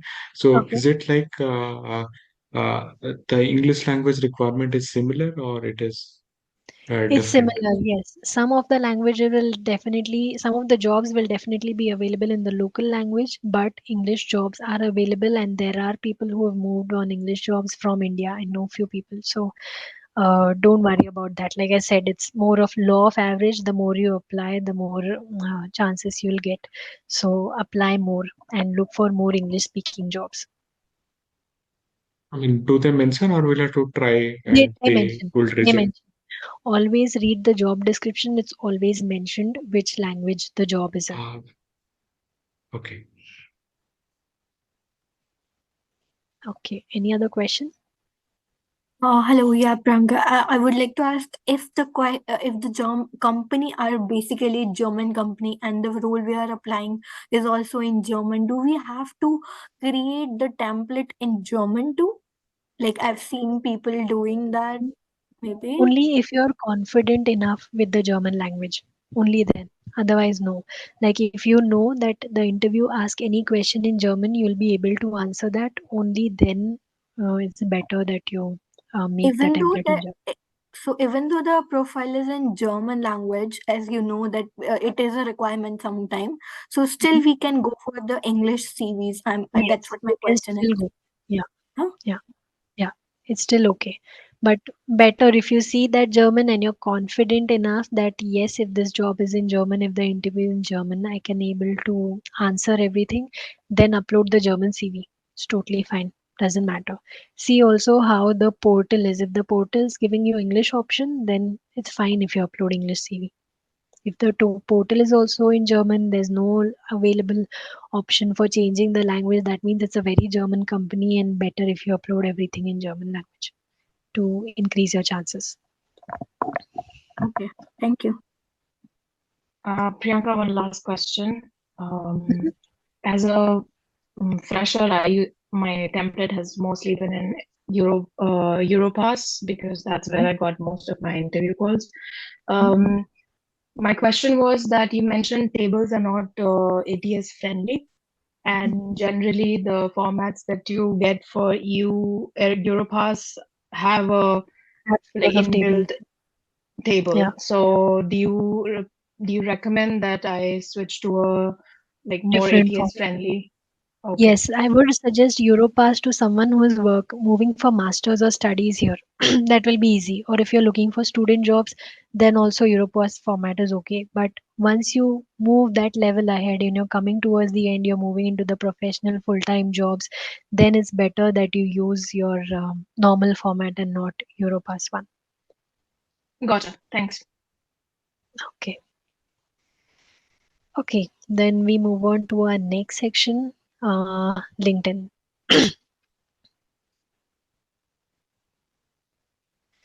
So we have two CVs. This is one and this is two. So whose not CV but LinkedIn profile. So whose LinkedIn profile would you trust more as an HR if you want to hire them?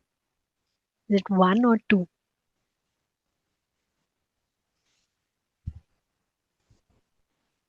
You Two. can post in chat. Two. Okay. Yeah, right. Because they have mentioned very clearly, like this person has only said Pune and nothing else, not posted nothing, some few skills with few endorsement, but this person has really mentioned which company they are working for, where did they do the degree, what is the degree or what is the position name that they are working for right now. They have mentioned all their key skills very very clearly about what they are doing or what they are learning or where is their expertise, and also the name of the position, the company, and the skills here. It's mentioned very clearly. So, of course, as an HR, my liking goes more towards this person compared to this, and this person gets shortlisted. So, this is exactly what happens when two CVs or two LinkedIn profiles are being compared. Someone which mentions more skills or more words that are in demand right now, more in hype right now, that gets shortlisted. So, something like SDLC, STLC, Agile methodology, iOS, all of these are keywords and it gets shortlisted or also read by ATS. So, what all makes a LinkedIn profile? When you open LinkedIn, you'll always see one bar showing you, taking you to an all star profile. So, you need to fill up information step by step, and that's once you give it LinkedIn algorithm all the information, it makes your profile as all star. That means complete. So, what should be there? First of all, add your location. This is very important for someone to find jobs in their area where they are living. Add relevant experiences. Relevant means if you're currently in working in IT position, add all the experiences that you had in IT. So if I had one marketing experience before, I know it doesn't make any sense to add that because it doesn't even add any value right now after 5 years of experience. So I'll simply skip that or just write the name of the position, not describe it too much. Then add a good profile photo, a professional one specifically for Europe. Change your URL to a simple format. So this option is also available in your LinkedIn. I'll show it in the demo. And use LinkedIn job features. This is very important. LinkedIn has many job features where it helps you identify jobs for you. It helps you identify markets. It helps you prepare for interview. So use all those features. And if you have premium, it also helps you write AI generated messages to HRs to contact them directly or to evaluate your CV. So if some person, maybe someone in your friends has LinkedIn Premium, then upload your CV in their profile, and the LinkedIn scanner will scan your CV and it will tell you which keywords are missing according to your job. I tried it with someone's LinkedIn Premium and it worked well, but I already had all the keywords, so I didn't have to change many things. So you can use that feature also if you know someone using Premium. Then in the relevant experiences, title should be very clear and all details should be complete. So your skills, what all you did in that job. If you worked in another market, this is very important for market and business development people to show many markets that they worked on. They worked on SEM market, they worked on EMEA market, or they worked on US North America's market. this is very important for them to write. Then when I say change the URL to simple form, there is a feature where you can change, like normally LinkedIn profile is linkedin.com/in/ your name and hexadecimal numbers. You can delete all of that and just write your name in the LinkedIn. So that's what you need to change. You have to change your open to work setting, very very important. You have, if you are finding a job, you have to set yourself open to work for that specific market. So in your case, to Europe. Then add a headline. See what is the most common job title for your job. So go to LinkedIn and Google, I'm saying, just search your job there. Um like someone here was an architect, so they will just search for software architect or cloud architect, whatever, and you can see all the profiles that pop up on top that are architects, and that's how you see that which headlines is the LinkedIn algorithm preferring more. So you need to make your headline in those format of the first 10 profiles that pop up in those format. So see what kind of title they are using. You may be using cloud architect, they may be using Google Cloud Architect or AWS Cloud Architect, or I don't know, solution architect, these kind of titles. So see what they're using more. Then you can give a bar and write all the skills that are there.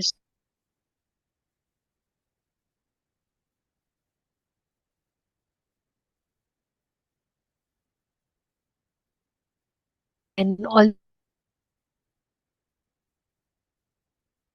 the X company that you work for. If it was a good cloud, then definitely include that. And add your expertise or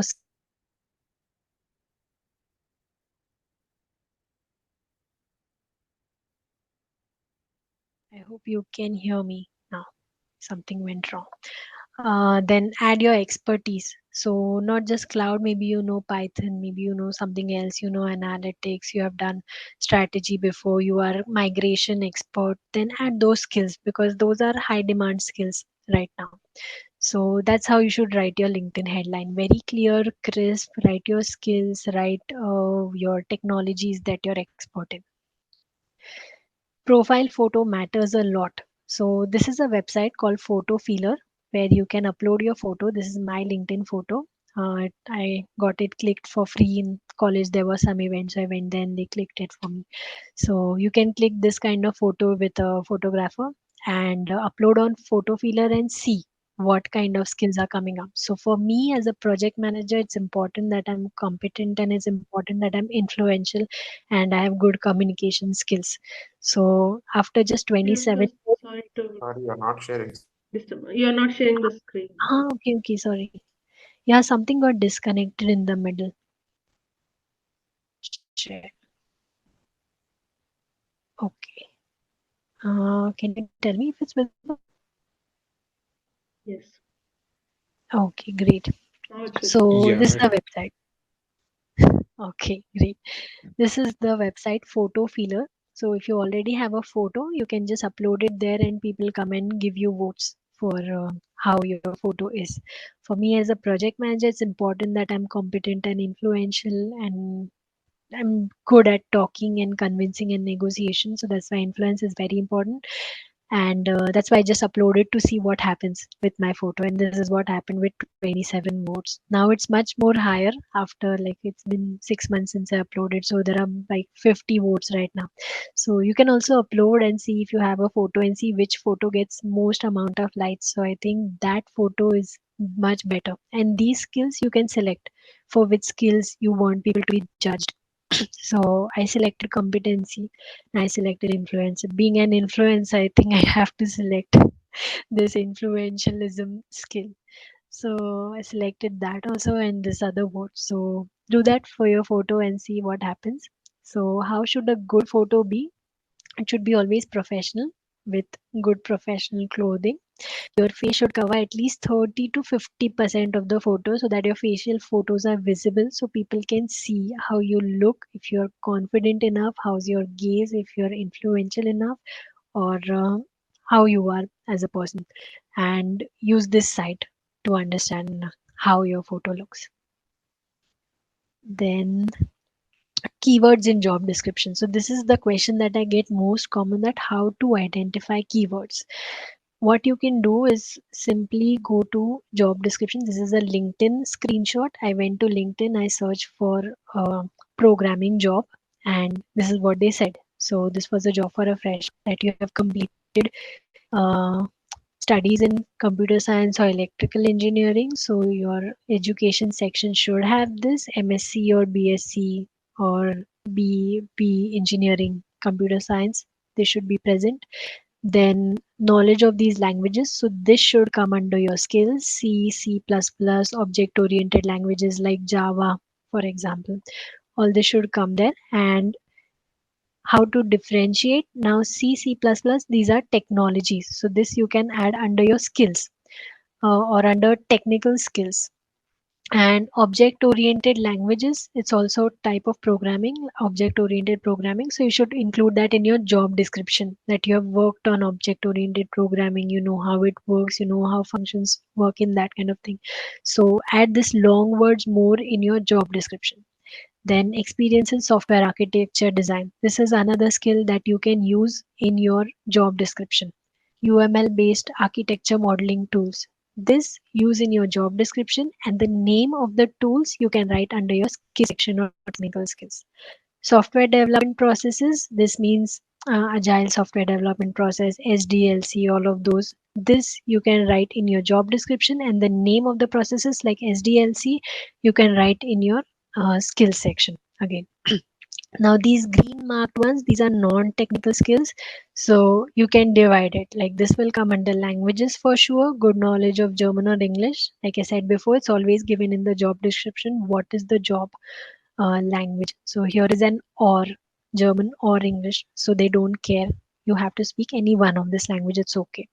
And agile mindset, proactive collaboration. This can come under your soft skills, or while mentioning your job description that you face some problem and you used your proactive skills, you went to the stakeholder to talk proactively, you went to the development team to talk proactively about this problem and made a workshop or something and worked on this. So that shows your proactive skills. So that's where you can use this proactive collaboration word and talk about it. So try to see what kind of words are used in like analyze 10 different job descriptions in your domain. If you are an architect, Google for search for architect on LinkedIn, and you'll see 10 jobs.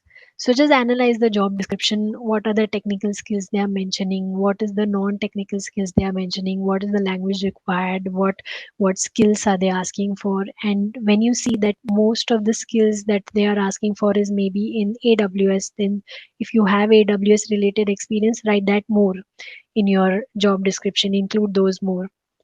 This is what you can do. This is how you can analyze. And if you don't, if it's too much work for you, just go to a free cloud generator tool, put this skills in that, and it will generate like which clouds, which words is higher will have higher font size in a cloud generator, and which words are lower will have lower font size. I don't know, have you seen a word cloud before? Do you know how it works? I can show you.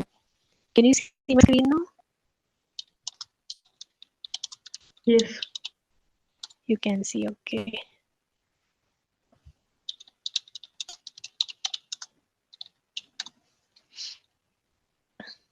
Just copy paste a description. Okay, this is the word cloud generator.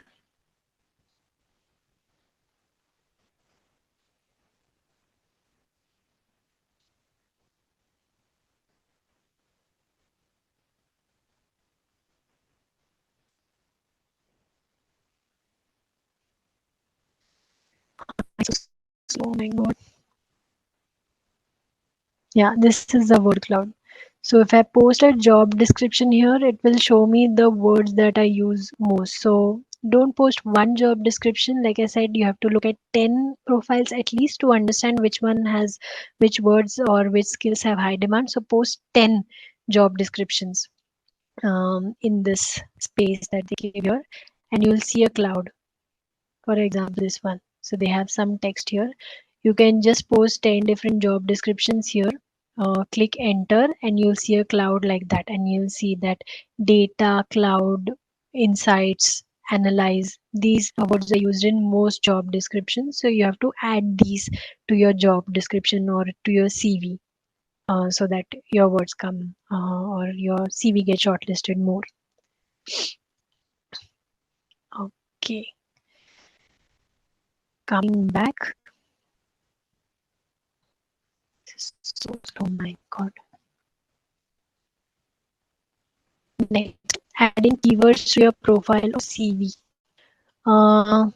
Keyword is this, for example, computer electrical engineering. This is parsing the previous job description that we saw on previous slide. So computer science engineering, use it in your education section or profile summary section.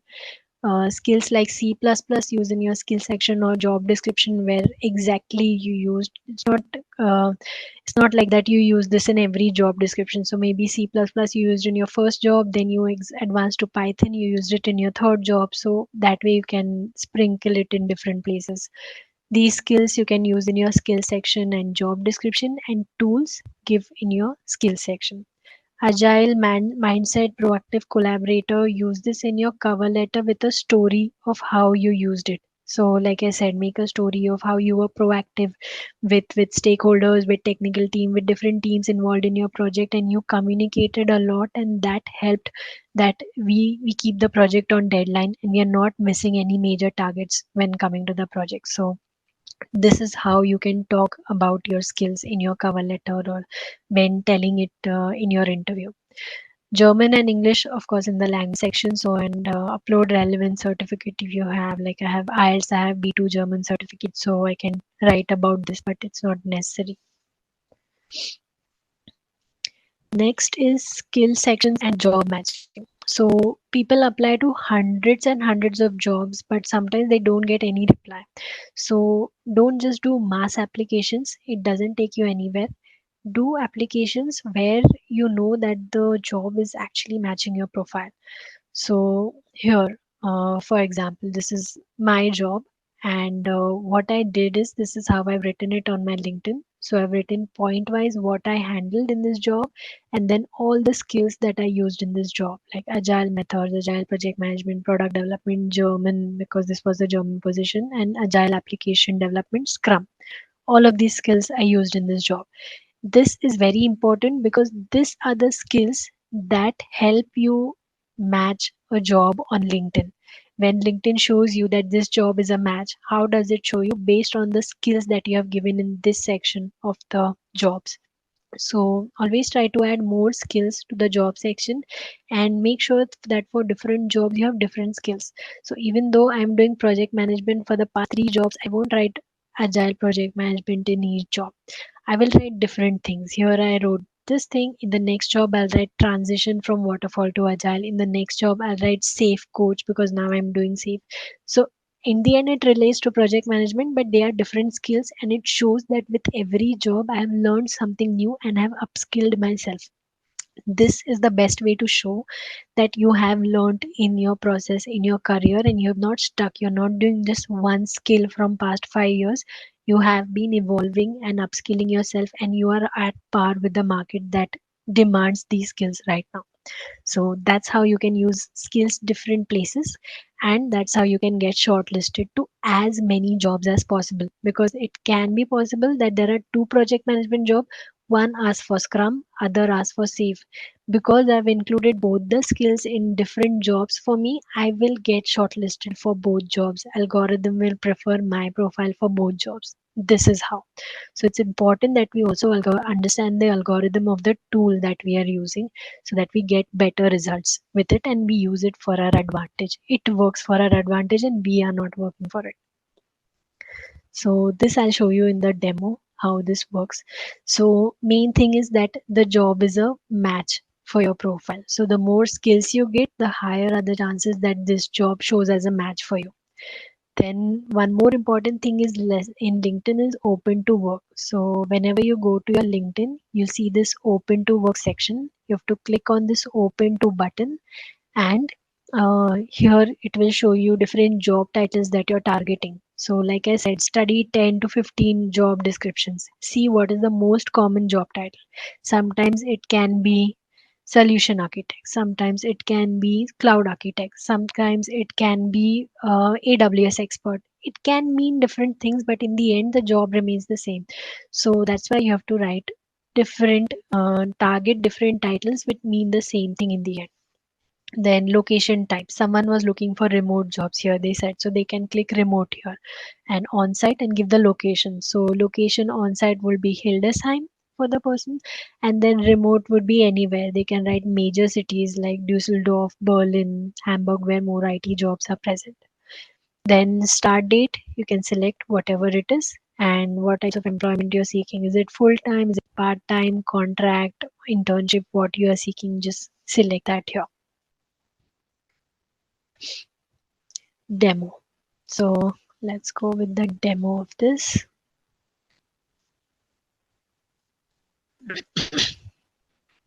This is my LinkedIn profile. Like I said, here is the open to setting where you can simply select finding a new job. Hiring is for recruiters. Yeah. Then this opens, so you can add job titles. So because my title is project management, I will type project, and there are different types of project experts jobs that you have. So I'll select once project specialist. Next time I'll select something like this, agile coach, for example. Next time I'll select something related to product. So product manager. So these are different jobs, but in the end, they are much similar to what I'm looking to, and I have skills to do all three jobs. So I will write these things. Then on-site, hybrid, whatever which area you're looking for, you can also just write different countries that you're targeting. So, for example, Sweden. Then you can target Netherlands. Then you can target Germany, of course. And you can also target DACH. DACH means Deutschland, Austria, and Switzerland. CH is Switzerland. So you are target this whole German region of Germany, Austria, and Switzerland. So you can also write DACH, or you can also write Europe, EMEA, or Europe.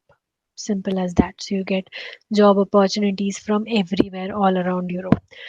Then immediately and full-time jobs, and here is the visibility. So don't write all LinkedIn members, then anybody can see that, and your current boss can also see that. It can cause problems, so just use recruiters only.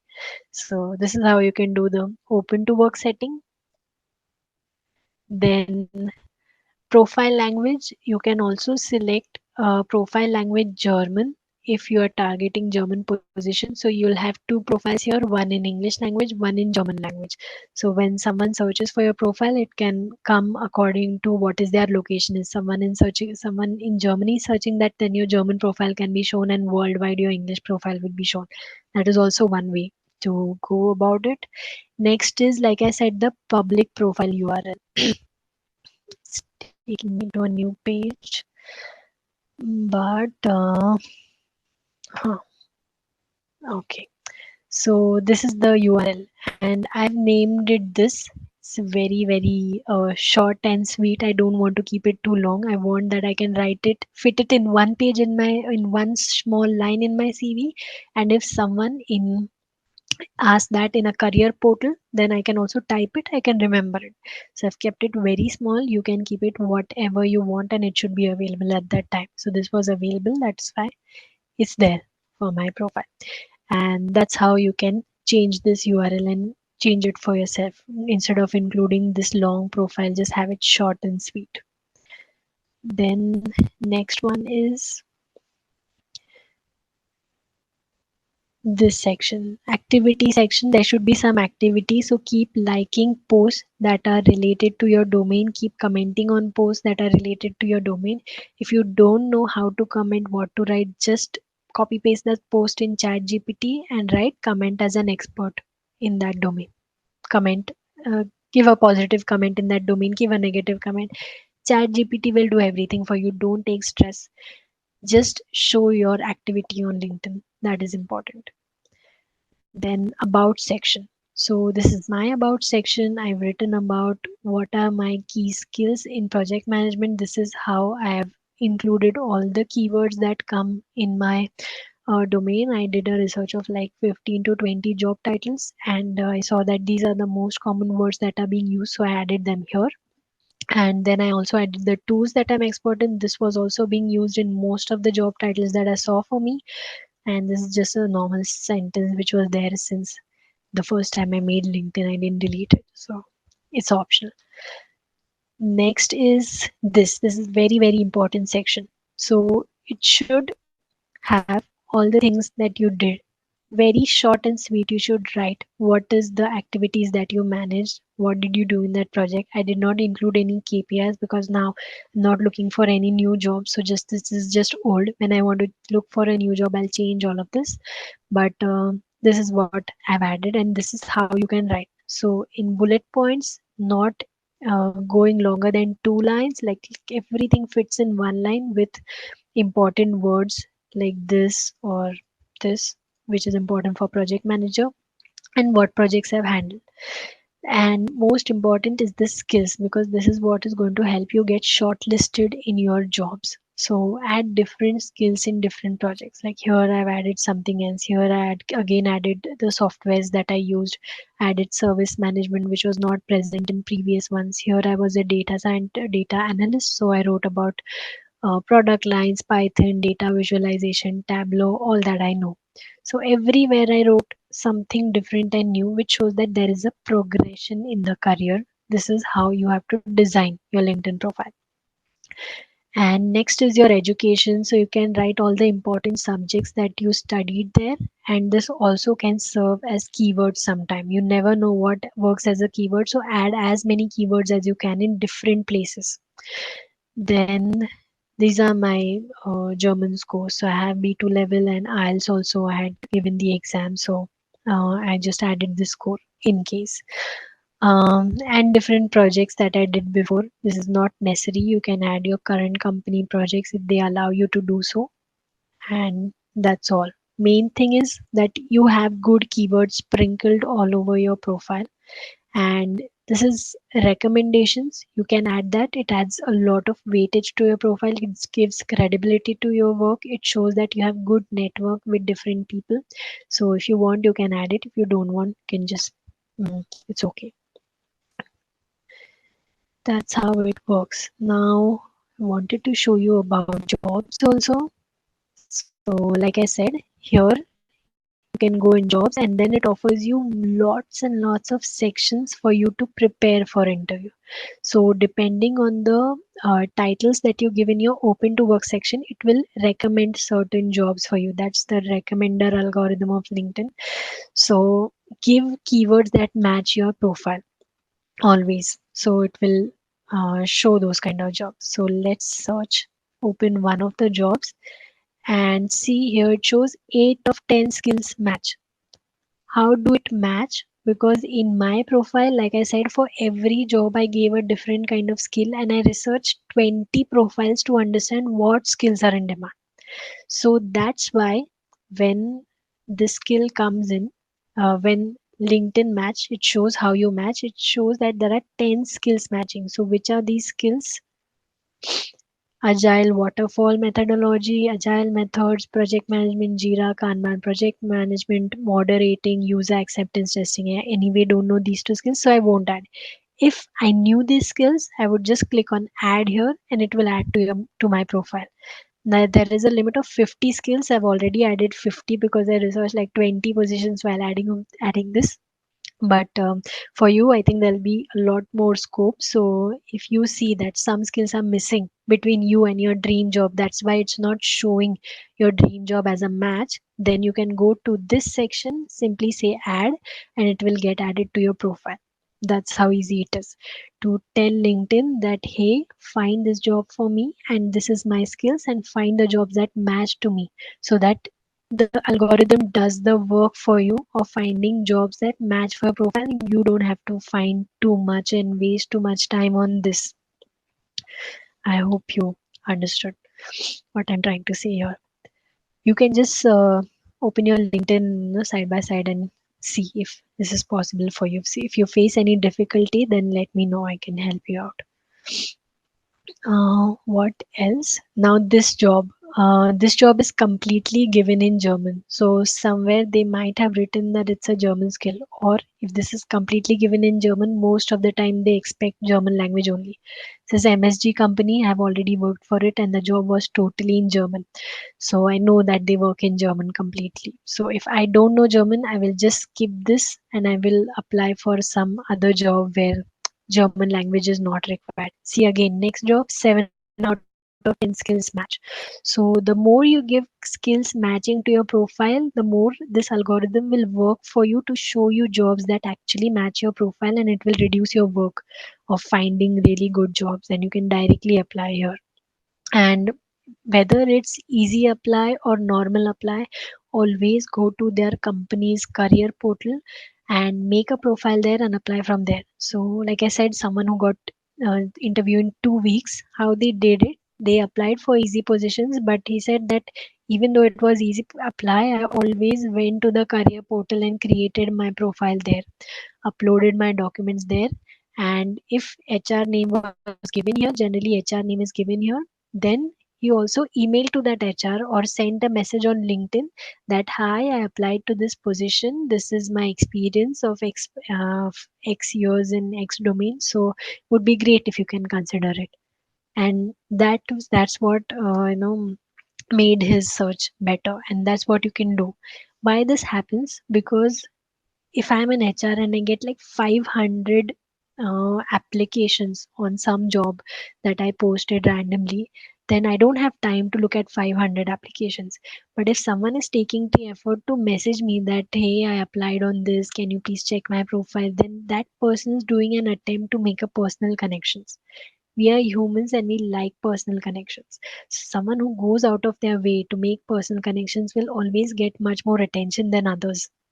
So that's why it's preferred that you go to that person, go to that HR, talk to them, send a LinkedIn request, or if they have given email ID, you can email them that I applied to this position. This is my CV again for you, and this is my email. Whenever you have time, just give me a call on my number, etc. You can write like that. So their job is already difficult of sorting through 500 application. If you make their job easier, then you are the person who will get preferred for the job. So make sure that you understand the perspective of other person in your making their job easier for them, and you're easing out their efforts. So these are some ways that you can ease out their efforts. That's why it's always said that in finding job, networking skills are important and building a network is important, and this is how you can do it. So when building a network, it's not important that you message to 100 people and write, I want a job, I want a job. Nobody's going to reply because they know that you're talking to them only because you want a job. You you have to build connections with people. You have to talk to them. You have to say hi. You have to say that I'm networking because I want to connect with like-minded people in my domain. I want to understand what is trending right now. I want to understand what difficulties you're facing in the job, or I'm a fresher in this field, you're already 10 years ahead. Can you tell me what is the problems that you face today, what technologies are emerging? You can just make a good contact with someone, and it's free. It doesn't matter to make a good contact. So just talk that way, and maybe that person considers you next time they have an opening. Or after few months, when you see an opening in their company, you can message them, hey, I saw this opening, would you please refer me to this, or would you tell me who is a contact person for this job, and who can get me accelerated on the job process. That's how networking generally works. So that was the job section. I also wanted to show you that how you can prepare for interviews here. So here is the tool Interview Prep. You can just go to it and it will prepare you for different questions that are there. Also, there are few sample answers which real people have given. Who is a career strategist, who is a brand and marketing professional, someone who is product manager professional, someone is mechanical engineer. So for me, the answer of someone who is product manager professional is very important, because I am from product management and I want to read how they are describing themselves. For someone from mechanical engineering background will read here, someone from marketing background would prefer this. Just read all of them to see what how other people are innovating in this most common question of tell me about yourself, because every interview starts like that, and if you don't prepare yourself for this answer confidently, then maybe your impression in the start itself is not going well with the interviewer. So always prepare this question very very well. And you'll also see that in the interview process in Germany, these questions are coming much more time. So if you have 3 rounds, in 2 rounds, you're just dealing with this, and maybe there's just one technical round. But why? Because they prefer that the person they are speaking to has good contact, good communication ability, and good ability to mix in the team. This is the most important thing which HR is generally looking in Europe when they want to give job to someone. So if you just show your technical skills and in your communication you're not very clear, not very confident, then maybe they're not preferring you. So work on your communication skills and behavioral interview questions, because that is very very very very important in European countries when looking for a job. Going on to the next one is resume builder. So if someone has LinkedIn Premium, they will be able to see this resume builder tool where you can upload your resume here, and the tool will show you which keywords are there for your industry. If you don't have LinkedIn Premium, like I said, look through 10 to 15 job profiles and see what skills are being asked in different job profiles. Whatever skills are common, those skills you have to add in your CV to get through ATS. There's no other way. There's no other easy way. This is the only way that you'll get through ETS and you'll get the attention of HRs. Then moving on to next one. So I told you about LinkedIn profile settings, about finding job, that was remaining. So in LinkedIn job section, you can just look for jobs that you want. So someone was architect here, solution architect,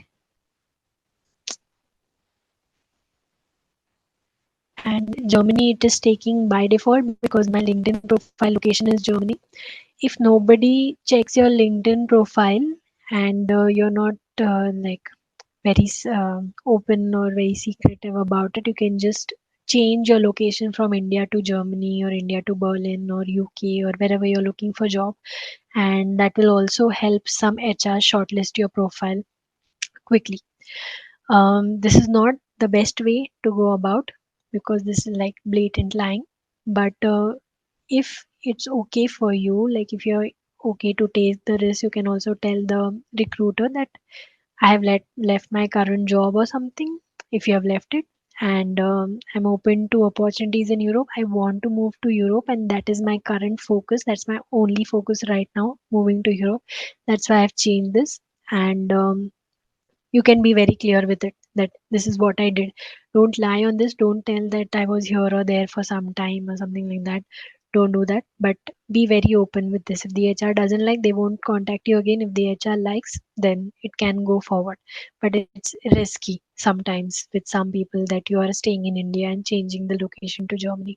I'm saying this because last webinar, many people were asking that this is what they want to do because some very big influencer told them to do this, but this is risky. So take that risk depending on how you want to answer this. Be prepared with an answer, what you will be telling.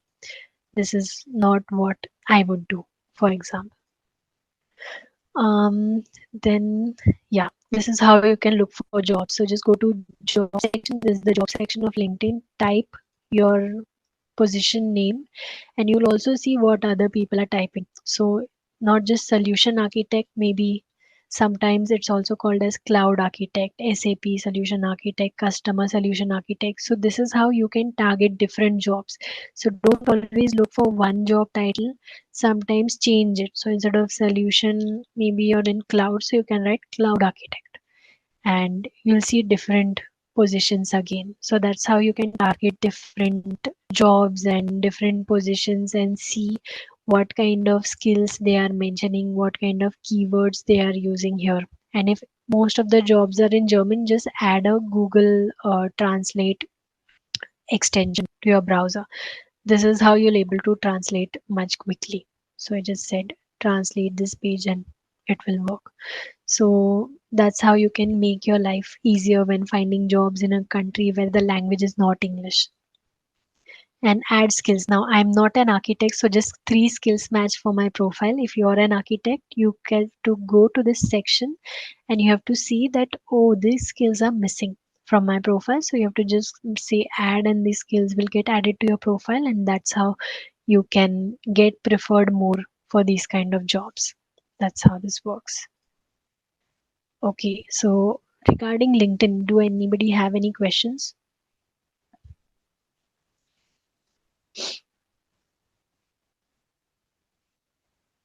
Uh, Regarding networking, right? Do I need to find out people where the job is available? I missed that part. Maybe I was not clear on that part. Okay, how to find people, you're saying? Yeah, yeah. Okay, see, now this is a job. Every time it's given, meet the hiring team. This is how you can generally find. Now this is a startup, this is a small company, so most of the time CEO will be taking interview. So you can just write a message to this person. If you have premium, it goes. If not, open this guy's profile in a new page and send a connection request. This is so slow.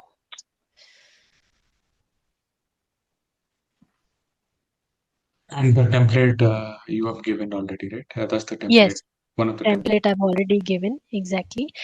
If not, you can just, if you are in a hurry, you don't know where to use the template, you can just go here. And when you try to connect with the person from here, it will always show premium, always. So the hack is just go to their profile separately and send them a message. It's taking so much time to load. My God. Yeah. So why am I connected with this person? No, I'm not connected. Okay. You can send a connection request, or you can see if messaging works here. Here also it's not messaging. Oh, okay. Connect and then add a note. And here you can write that, hi Thomas, I've applied to this job, etc. etc. And that's the hack. So this is where you can find. If it is not given here, many times here down where they say apply for this, they always give email ID or number or something about the HR, or at least the name is mentioned. So find that person on LinkedIn, and that's how also you can connect with the person. Again, meet the hiring team is given. This is director of consulting services. That's good. So most of the time contact will be available. You just have to contact them. If not, you can write, you can just select this position, copy paste in LinkedIn and write the company name, and you'll see different HRs for this company. You'll see different cloud architects, or you'll see director of cloud for CGI. Just message them, send a connection request, tell them I've applied for this job, I'd like to connect with you, etc. and message them. That's how finding the right people works. And not everybody every time will be able to give you a reference for the job, because in big companies generally only the decision maker is the one who can select people. So even if in my company you find a position and you say refer and I refer you, it doesn't work that way. It's the decision maker of that team. We like Audi has 90 plus employees, 90,000 plus employees. So in that, only the decision maker who's actually working in that field, in that department, who knows what is the complications of the project, will be able to decide whom to handle these complications, or who is the right candidate to take the team forward. They are hiring because they are facing some problem, and the decision maker is the one who can realize that which person is the right to solve this problem and has the right skills. Okay, next, is your question answered? Yeah, Hello. yeah. Okay, great. Yes, Next yes. is Diksha. Yeah, Priyanka, I wanted to ask this one question. From previously, I'm seeing this thing that we are like searching from India or somewhere else for the Europe countries, and how to how to authenticate the people here. Like we would definitely connect to people who are into that company, but how to get to know that they are actually working there, and there are a lot of scams right now. So Mhm. it's Yeah, little if difficult to anybody is asking understand. for money, it's a scam. Anybody, like whoever is doing a scam, their only motive is money. So whoever is, like asking you for money or pay for anything, for any courses, for giving you job or for moving, that you have to pay for something, then that's a scam. Because here there is no payment involved. If you apply for a job, like even if I'm right now in Germany, I apply for the job and I have to travel for interview to their company, they will pay me even for the travel. So there is no, literally zero money involved when it comes to interview. And whoever does scam, they do it for money. So whenever there's money involved, it's definitely not the right person. And LinkedIn always gives you the contact of people. Even if I open the profile of this person, it will show me that how many contacts they have in CGI. So if they have more contacts at this company, that means that person is real, and that person actually has a network in that company. So try to connect with more people in different companies in Germany. If you're targeting Germany, then connect with people in your company. Like here, I see almost 10 companies. I will simply go and connect with people who are working at this company. So next time when job appears and I see someone, I'll see that there's mutual connection who can help me get connected with this person. Maybe this mutual connection knows this person, or the mutual connection knows HR, and that's how I get one step ahead in the job interview process. So always try to make contacts. So it will be showed in the mutual connection, and you'll be able to come up when that person also is searching for you. So send connection request to more people. And if someone asks money, it's a total scam. Just go away from that. Cool. Thanks. Okay, done. Then moving on to our next one. LinkedIn is done. Now I think Zing. LinkedIn do's and don'ts. Yes, I've already said what is important. Your profile should be very crisp, clear with your experiences, skills, technologies, URLs, all the things, your templates, your um, job, your, what did I say, GitHub, and all these profiles that you have worked on before, or projects that you have worked on before. Just give links to all of those as much as possible. Use bullet points, very crisp and clear. Use keywords and a good photo. And don't use like selfies for photos. Don't write incomplete sections, like just writing skills and leaving it known. Write very clear what are your responsibilities, what were the problems you faced, how you tackle those. That's very, very important. And don't use paragraphs, just write very clear headlines of where you are targeting and what skills you're targeting, because after a few years of experience you have so many skills, like 15, 20 skills, but there will be at least 3 to 5 skills where you are the expert. So try to use those skills in different places in your summary, where in your highlights, so that people know that okay, you are a project manager, but your best skill is maybe cost handling, your best skill is negotiation, your best skill is not risk management or IT security management.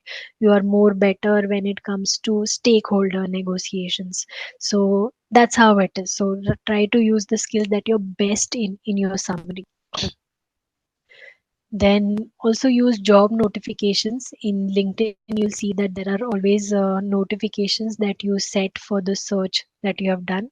you use that to notify you weekly, because this happens that you have these notifications coming in daily, and after a certain point it gets like very routine for you. Email khola and you see LinkedIn and you're like, oh, again this notification, I don't have time to apply. So don't do that.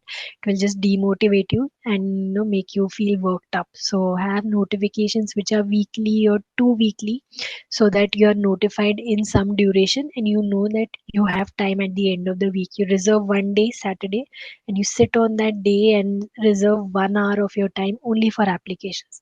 After that whole week you don't care about application because you've done your part. And you've done that only for matching jobs. So jobs that match to your profile at least 60 to 70%. 100% match is not at all necessary, because why are you changing job? Because you want to learn something new, right? If there's no potential to learn, that you're doing the same thing again, then what's the use of changing job? So like 60 to 70 is a good match. When you match that much, go ahead with it and apply for that job. Don't apply for every job you see. You'll see more rejections and then it will motivate you further, and it is just more work. So just apply what feels that is a good match for you and good profile for you. Then moving on to our cover letter. Cover letter, again, same naming guidelines. Cover letter underscore your name and your position. So what you have to include, I've already shared the template. You have to include your name, your contact details, hiring manager details, salutation, then opening paragraph of where you find the job, which requirement exactly matches the job. So you can say, hi, Thomas, I found this job of cloud architect at 365 GmbH company, and I saw that you're looking for someone who is a cloud migration expert with Google Cloud. And I've worked on this technology for past 2 years, and that's why I feel I'm a good match for this job. Very clear, crisp, where it matches and why you want to apply for that job. That's how opening statement should look like. So even the person who's reading, they feel, yes, this is the requirement. I want someone who's Google Cloud expert, and this guy has exactly worked 2 years in the same field in migrating the cloud. So great, I want to read this letter ahead. Then in the letter ahead, in the next paragraph, you write why you are best match. So there are many other skills they might have written in job description. So you can write that I have worked for these many years in cloud. I have XYZ certifications. As I started in it as someone who was admin for the cloud. Then that's how I understand the technicalities of it. Then I worked ahead and got the project manager position for cloud. Now I know how to build strategy for cloud migration projects, and that's how I understand this field much better.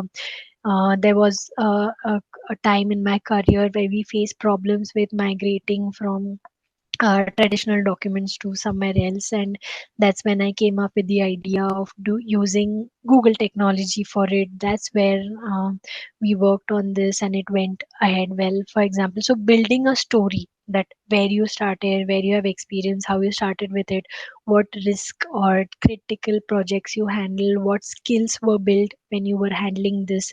Did it involve any collaboration? Did it involve any C-level professional? That's very important because it shows that you handled a very important projects when it comes that you were presenting to C-level people. So what KPIs were done? So you finished it a month before the deadline, or you finished this project, like you achieved the target 10% more than what you wanted to achieve. So migration was planned 50% in 6 months, but we achieved 70% migration in 6 months. So that's how you went over the target in the given time. So this is how you can write in the cover letter actual stories of what you handle. No need to change the cover letter with every job, because if you're in general applying to cloud architect position and you wrote these things, then it will be similar for all positions. Same things will happen.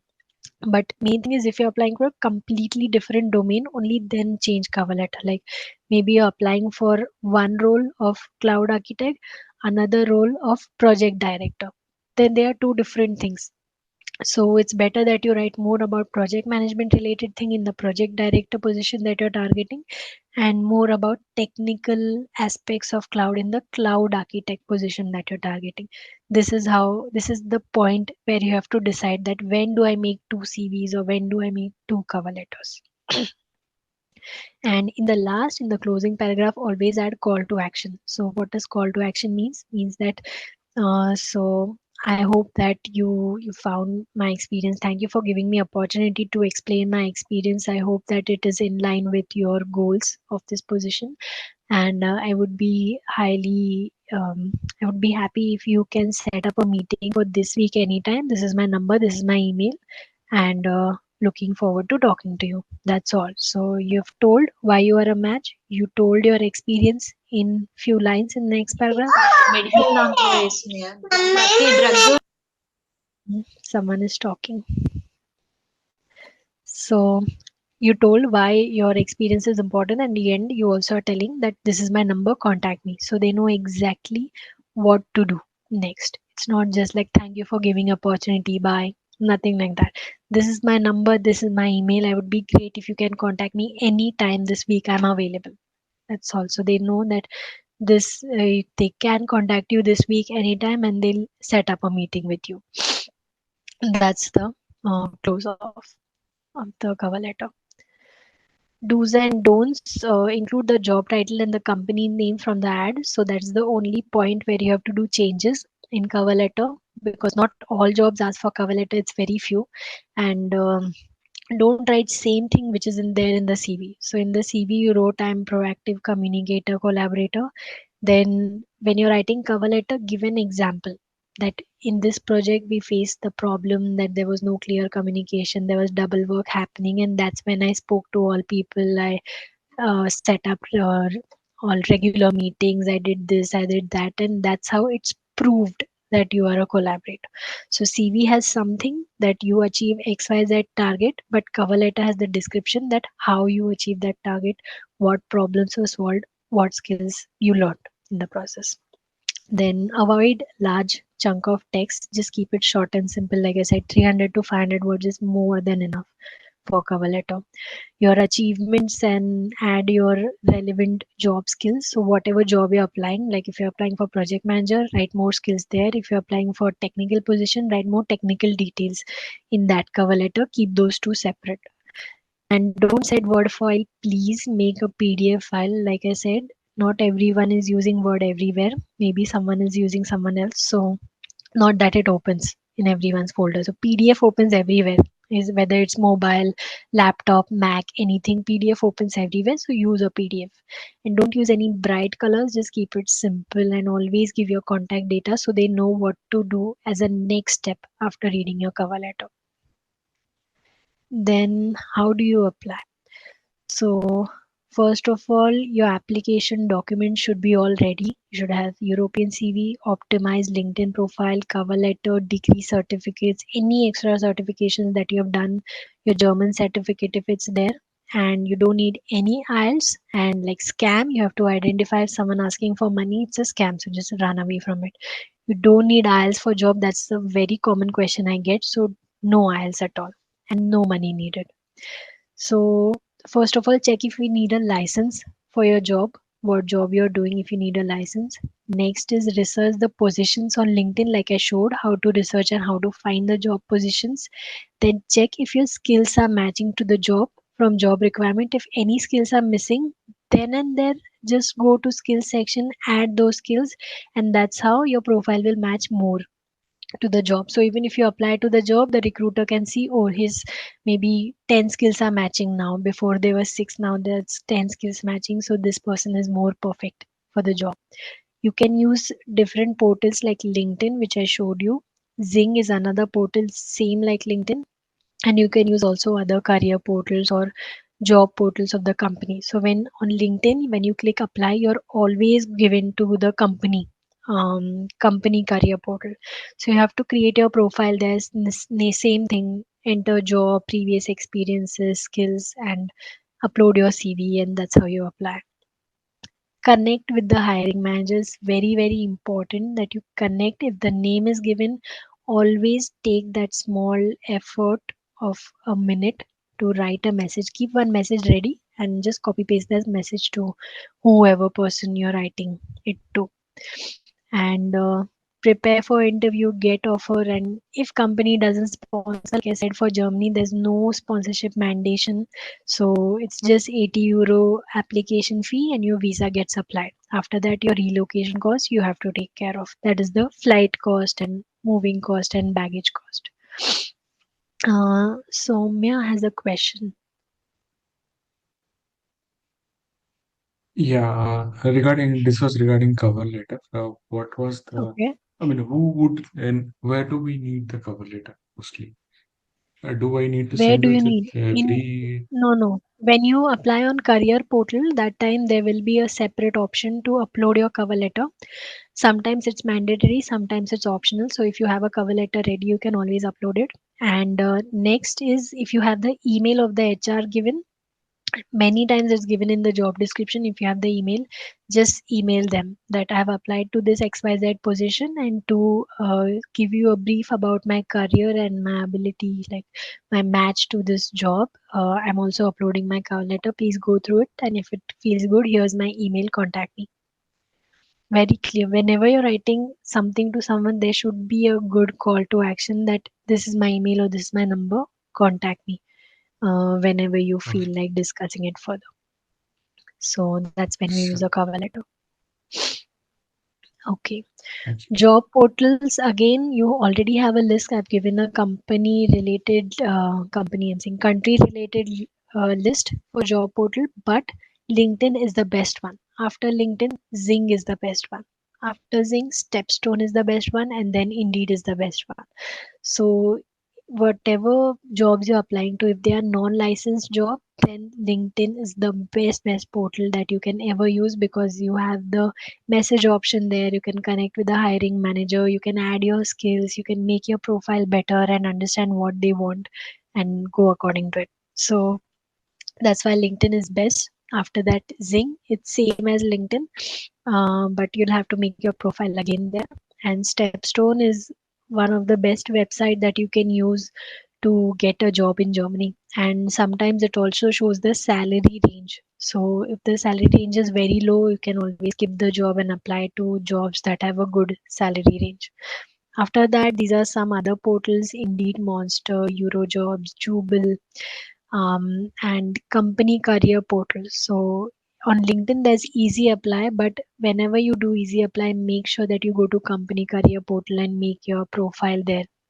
Don't rely on easy apply, because they get like 100 500 applications and it's difficult for the HR to choose the right one. So also go on the career portal, so they have your documents again on the company's website or the company's portal itself in house. And country specific career portals are also there, which for which I've already given the list. But LinkedIn is the only tool that you'll need, or Zing. Most people that I've asked how they found the jobs, they have found through Zing jobs only, because very few people are there on Zing, very few people know about it. So if you make your profile there, I think you'll find more positions, or more readily HRs are available there for chatting and for connection. So use Zing for sure. Then how to identify your perfect match? Like I said, read the responsibilities and see if it matches your current profile, if it matches your previous experience. If you know that at least 60 to 70% is something that is matching my profile, then what kind of technical skills are required. Here they have given some kind of program and some kind of security conferences this you have to do. So if you like doing all of this, if you know how vulnerabilities are reported, then you can go for this job. If you don't understand anything about it, you cannot apply anyway. Then requirements are all the software, so you should understand responsible disclosure, you should understand coordinate disclosure process, you should know what is vulnerability. This is for IT security expert, this job. So you should understand many technical terms like memory corruption, ASLR, DEP, CFI. These are protection methods. Then knowledge of mobile operating system architecture, okay, and these things. So this is a very technical job. So if you understand at least 70% of this, it's a very good match. You can go forward and apply. If it's like 50% or less, then depends on you. if you can upskill the remaining skills, or if there is some contact person available there, you can talk to them that these are the skills that I have. Do you think that my profile is a good match? Here is my CV or cover letter. Please go through it and let me know how this matches my job. Can always do that. They are open to questions many times.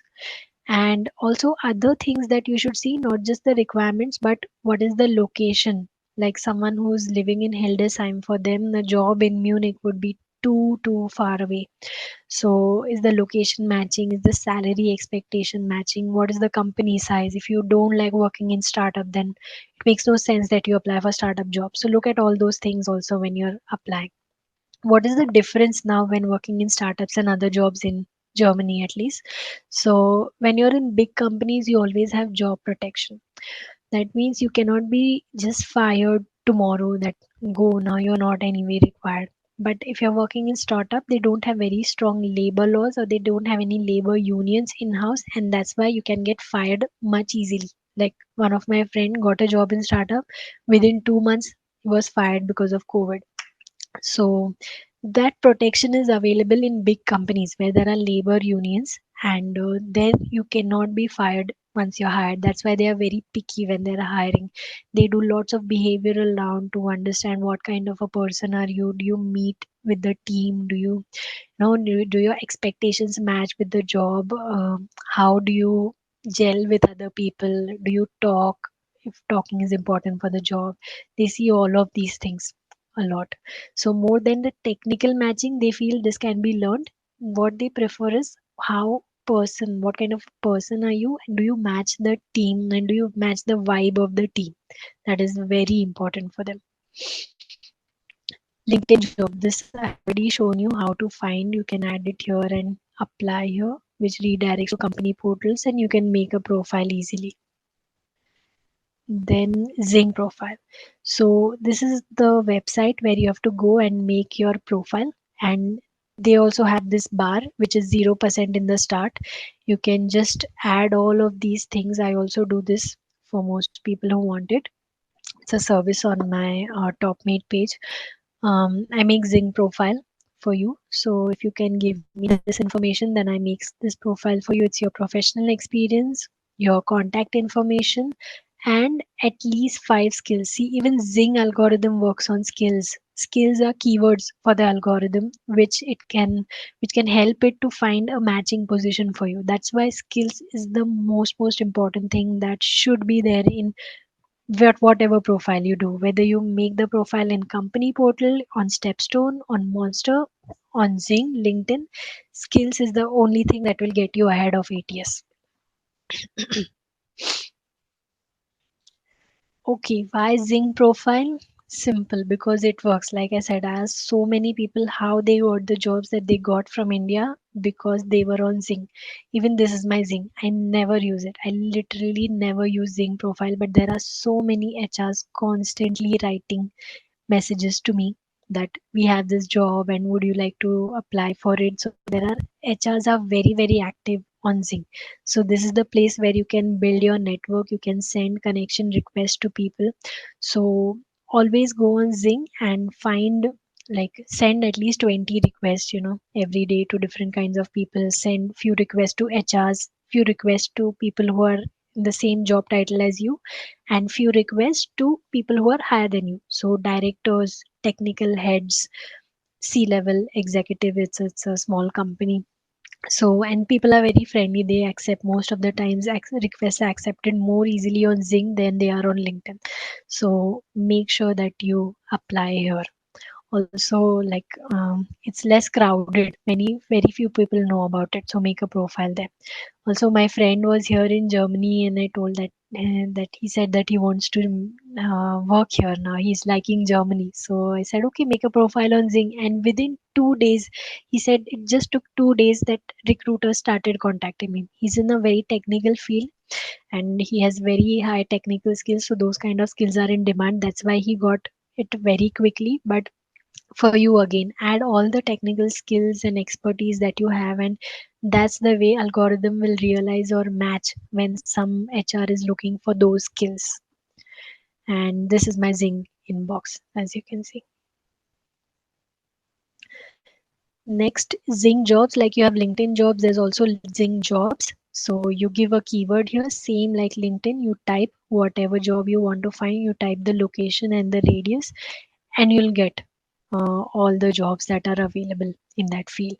So this is some data that you can enter, what is your job seeker status and all. But if you don't enter, it doesn't matter, it's not important, because if you enter some data here, then maybe the salary which is outside that range, those jobs will not be shown, and maybe that is the job that could get you to Europe. So don't enter anything, leave this one as much blank as you can, but it's better that you add here. If someone who is having very high experience and for them salary is very important, then they can write salary expectations, because I understand that after 20 years of experience in India, you wouldn't want to work on 60,000, which is like fresher level salary in Germany. So for them, you can always add the salary expectations, but otherwise, who are like 4 5 years of experience, please leave it blank. It doesn't matter. And what is this? So what you have to do is LinkedIn jobs, Zing jobs, just go and apply there. Company portals, you already have a list of companies of country portals, go there and apply. General job portals are Stepstone. Indeed, Stepstone is the best one. Even I had got my first work student job through Stepstone itself. That time LinkedIn was not as active. Then country specific portals, I've already given that, but it's better that you focus on Zing and LinkedIn, because that's the best place to find jobs for sure. Don't rely on all these. There are hundreds of job portals. You cannot focus on all of them, because when it's a company portal or when it's a country specific portal, most of the time the local language jobs are listed there from small companies, and you want to target international companies which have more English jobs. So it's better that you stick to LinkedIn and Zing. People, I don't know why, on Instagram they are very much obsessed that they want country portals. Don't rely so much on them. Zing and LinkedIn is the best way to get started.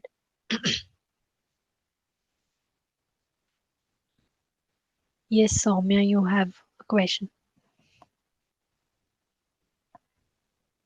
Again, regarding Mhm. this Zing, right? Is it all over Mhm. Europe or only Germany specific? I mean, Specific because while Germany, I would creating a say. profile, Mhm. okay, More no, specific to Germany. because You'll find more German HRs, even Austrian HRs. I had gotten a job from Red Bull Austria from Zing, but I don't want to go there, so I just declined. okay, no, while creating a profile, right? Do you need to Mhm. give a location? That can be You where can I'm give looking any. for, right? Yeah, yeah, Okay. yeah. You can give that. It's okay. LinkedIn, you have to be careful. Zing, it's okay, because anyway, you don't use it anywhere else. It's just for Germany, so you can give your location Germany. Networking process. Yes, like I said, target the ideal companies that you want to work with or have active open positions on LinkedIn. Then identify the right person for cold contacting. Cold contacting means you contact that person on your own on the website. So it should be generally the decision making person, and decision maker is not HR. Always HR is the person finding the candidate, but decision maker can be, like we saw in one profile, there was a director, there was a technical lead, there was director of consulting. So those are generally decision making people. So that's why I said send 10 requests to HR, send 10 requests to director, send 10 requests to someone on your level in doing the same job as you are doing, and that's how you'll make a very holistic network on LinkedIn, and your chances of getting shortlisted will be much higher. So make contact using Zing or LinkedIn. To find emails, you can use hunter.io. That's a tool where you can get emails, or simply make a connection on LinkedIn. There also you can add a note that, hi, I'm making connection with people who are experts in my field. So would be great to connect with you. Just one line. That's more than enough to at least get in their network first. So why? Because first, when you are in the network and some HR is looking for something, even when you search for someone on LinkedIn, it will always show first degree, second degree, third degree connection. So the first degree one gets contacted first or shows first. Why? Because they are a direct connection between you and other person. So it's important that you are in connection of these kind of people. and you show up higher. So when will you show up higher? When you have a bigger network. So just send normal requests to people. Not everyone will accept your request, but from 20, if 10 accept is good, is more than enough for you. Write your pitch, so why you are contacting them and what you need and what value you provide. So if it's regarding a job process, that you applied for a job and that person was given as contact person, then write all of this. But otherwise, just write that I am connected with the HRs in my field, so would be great if we can have a connection on LinkedIn. That's more than enough to get started. If you write anything more, someone on a higher level will more likely to reject your request. So just be as simple as possible. And also prepare some question. If you want to really connect with someone, if you really feel that person is of interest to you, or that person's profile is exactly where you want to be in next 5 years, then prepare some questions to ask them, like what is the problems that they faced, or what they feel is the new wave in the industry, what skills are needed right now. You can ask them that I'm looking up to you and I want to apply for this position, but I don't know how to approach. Can you tell me what skills are in demand right now? So ask this question so that they feel that you are really wanting to connect and talk to that person, and not just there for like reference they do and this kind of stuff. So don't do that. Be genuine. And if they say that find out XYZ, or maybe implement this suggestion, maybe you can implement that and tell them I implemented this. You can contact them again after 7 days that I implemented this and this happened. So why do you feel is the reason that it failed, or why do you feel is the reason that it succeeded, or I'm really thankful that you helped me, it worked out for that. So it really builds trust. And give them call to action. So if you feel that HR whom you contacted for the job, if they are interested in your profile, give them your email and number immediately and tell them that I'm open for call this week or next week anytime. You can contact me on this email, on this number. And call to action is most important part. Then finding decision maker, like I showed you how to find, either meet the hiring team, or this is how the contact person's name, email, everything will be given in the job description itself. So this is how you can find this, either on job portal or also on LinkedIn. It's given in the same way. So that's how you can find people and email them. Then tools that you can use to find the right person. Zing and LinkedIn, always you can just Google and you can just search. I'm seeing Google every time for search. Okay, it's become really synonymous. But you can just search the position and the company name, and you get loads of decision makers there. You get loads of HRs or directors or technical leads there who can help you, get reference the company. Then hunter.io and emailsearch.io is some websites where you can find the emails of the person, and templates are already provided for you, how to contact, first contact, how to respond if the job is not given to you, how to ask for a feedback. I've already given all the templates, so you can look up that.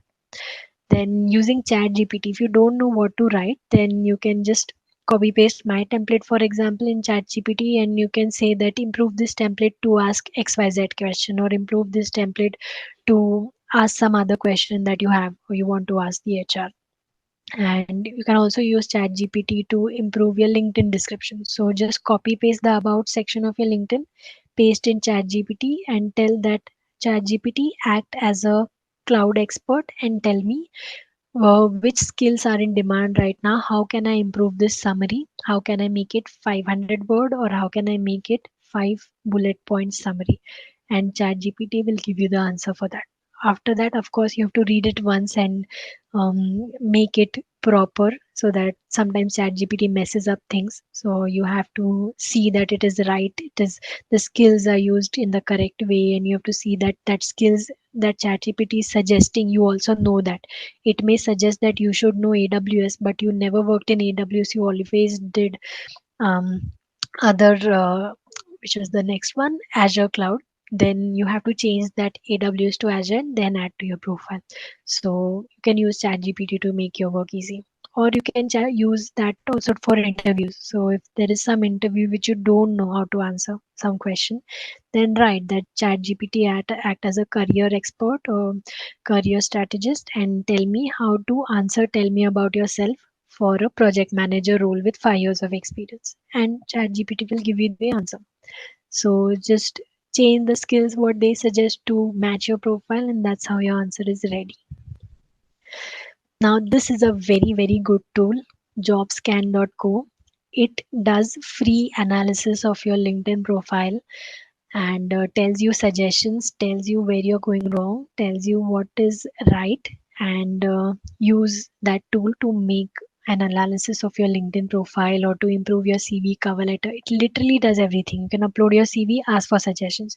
You can upload your cover letter, ask for suggestions. You can upload your LinkedIn profile, ask it for suggestions where it is going wrong, and it will show. Like I uploaded my LinkedIn and it showed me that length of the headline is good. We recommend that you use product manager, but I'm not a product manager, I'm a project manager, so that's why I don't use product manager in my this thing. Then we recommend using product development. Again, I don't do any product development, I'm into service management, so again this is not useful for me.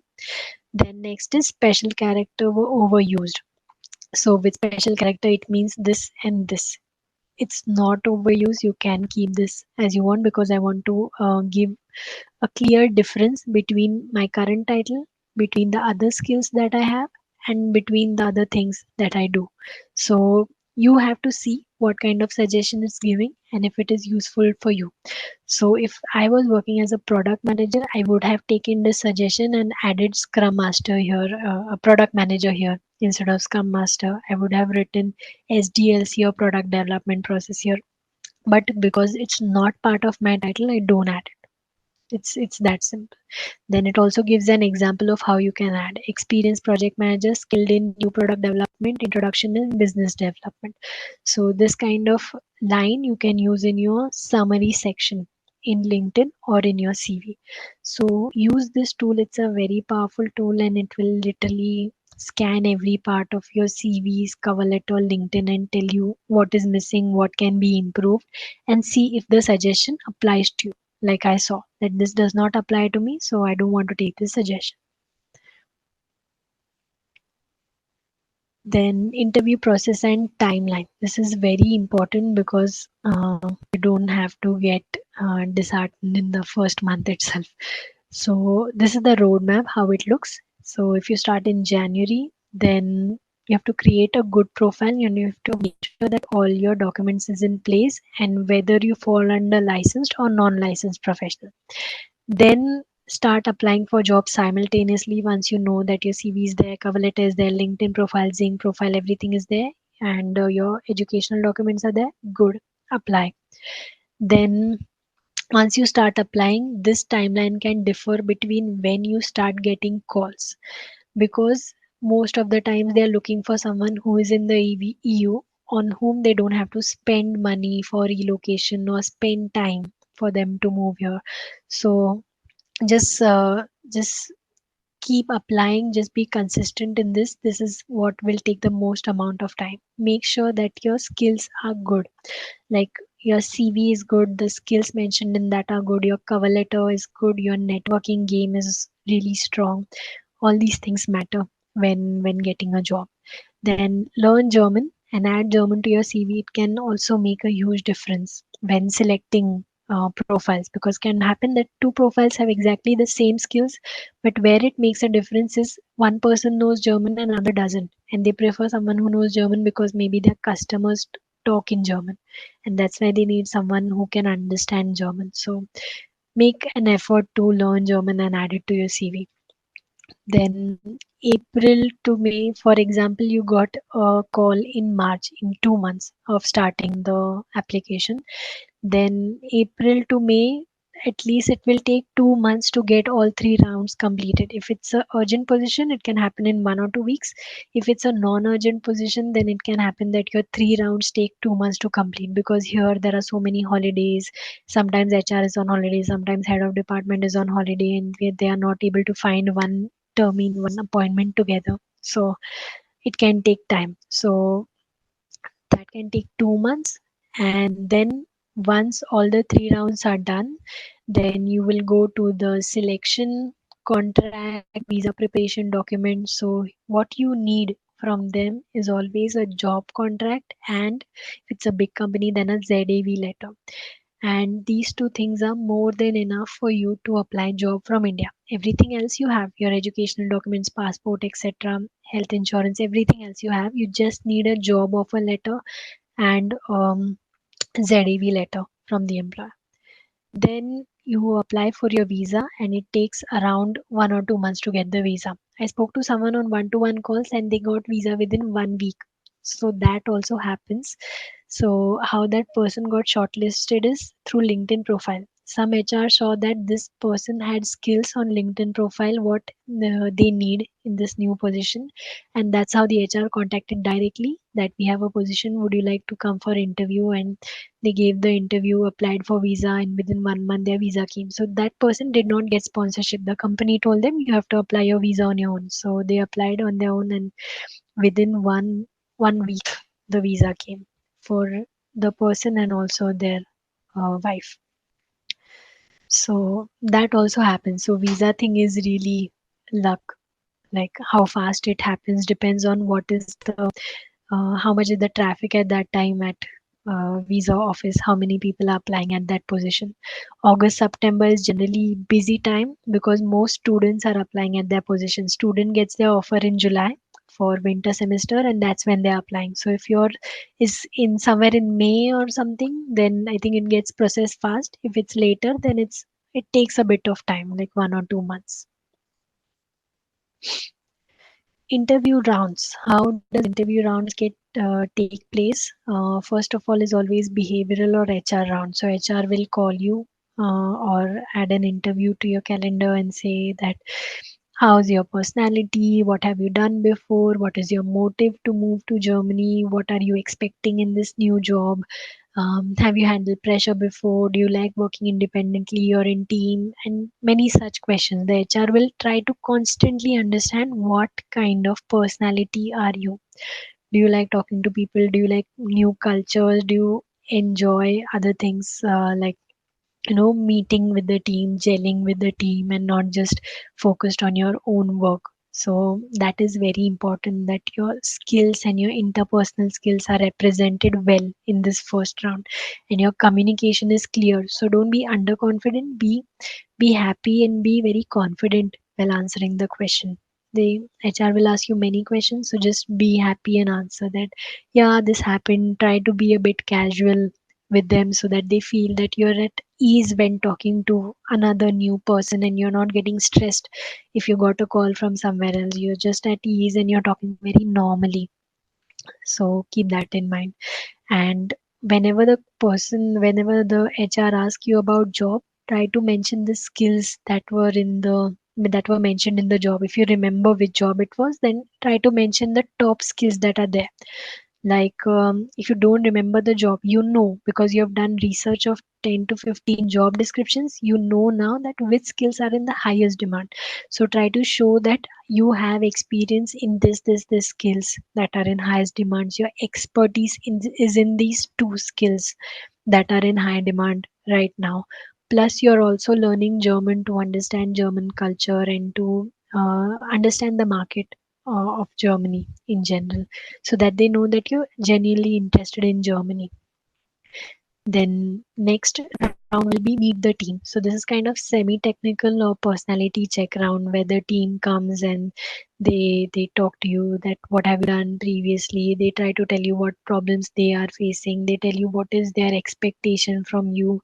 You can share your expectations with them, and you have the chance to ask the questions. How's the daily work? How's your workload? What's the stress level? You can ask any questions that you want, and that's how it goes forward. Then you can ask the team what is your goal for next year, what technologies are you focusing on, so that you know that when you're changing the job you'll also learn something new, and it's not like you're going to a new job but learning old technologies. That happens many times. So check that also when you have this meet the team round.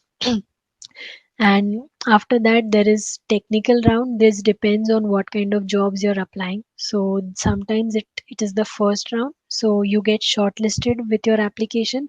And if you're a data scientist, for example, then you'll get a data set and they'll say that, okay, analyze this data set and tell us in one presentation. I know someone who I had one-to-one call with, who had attended my last job's webinar.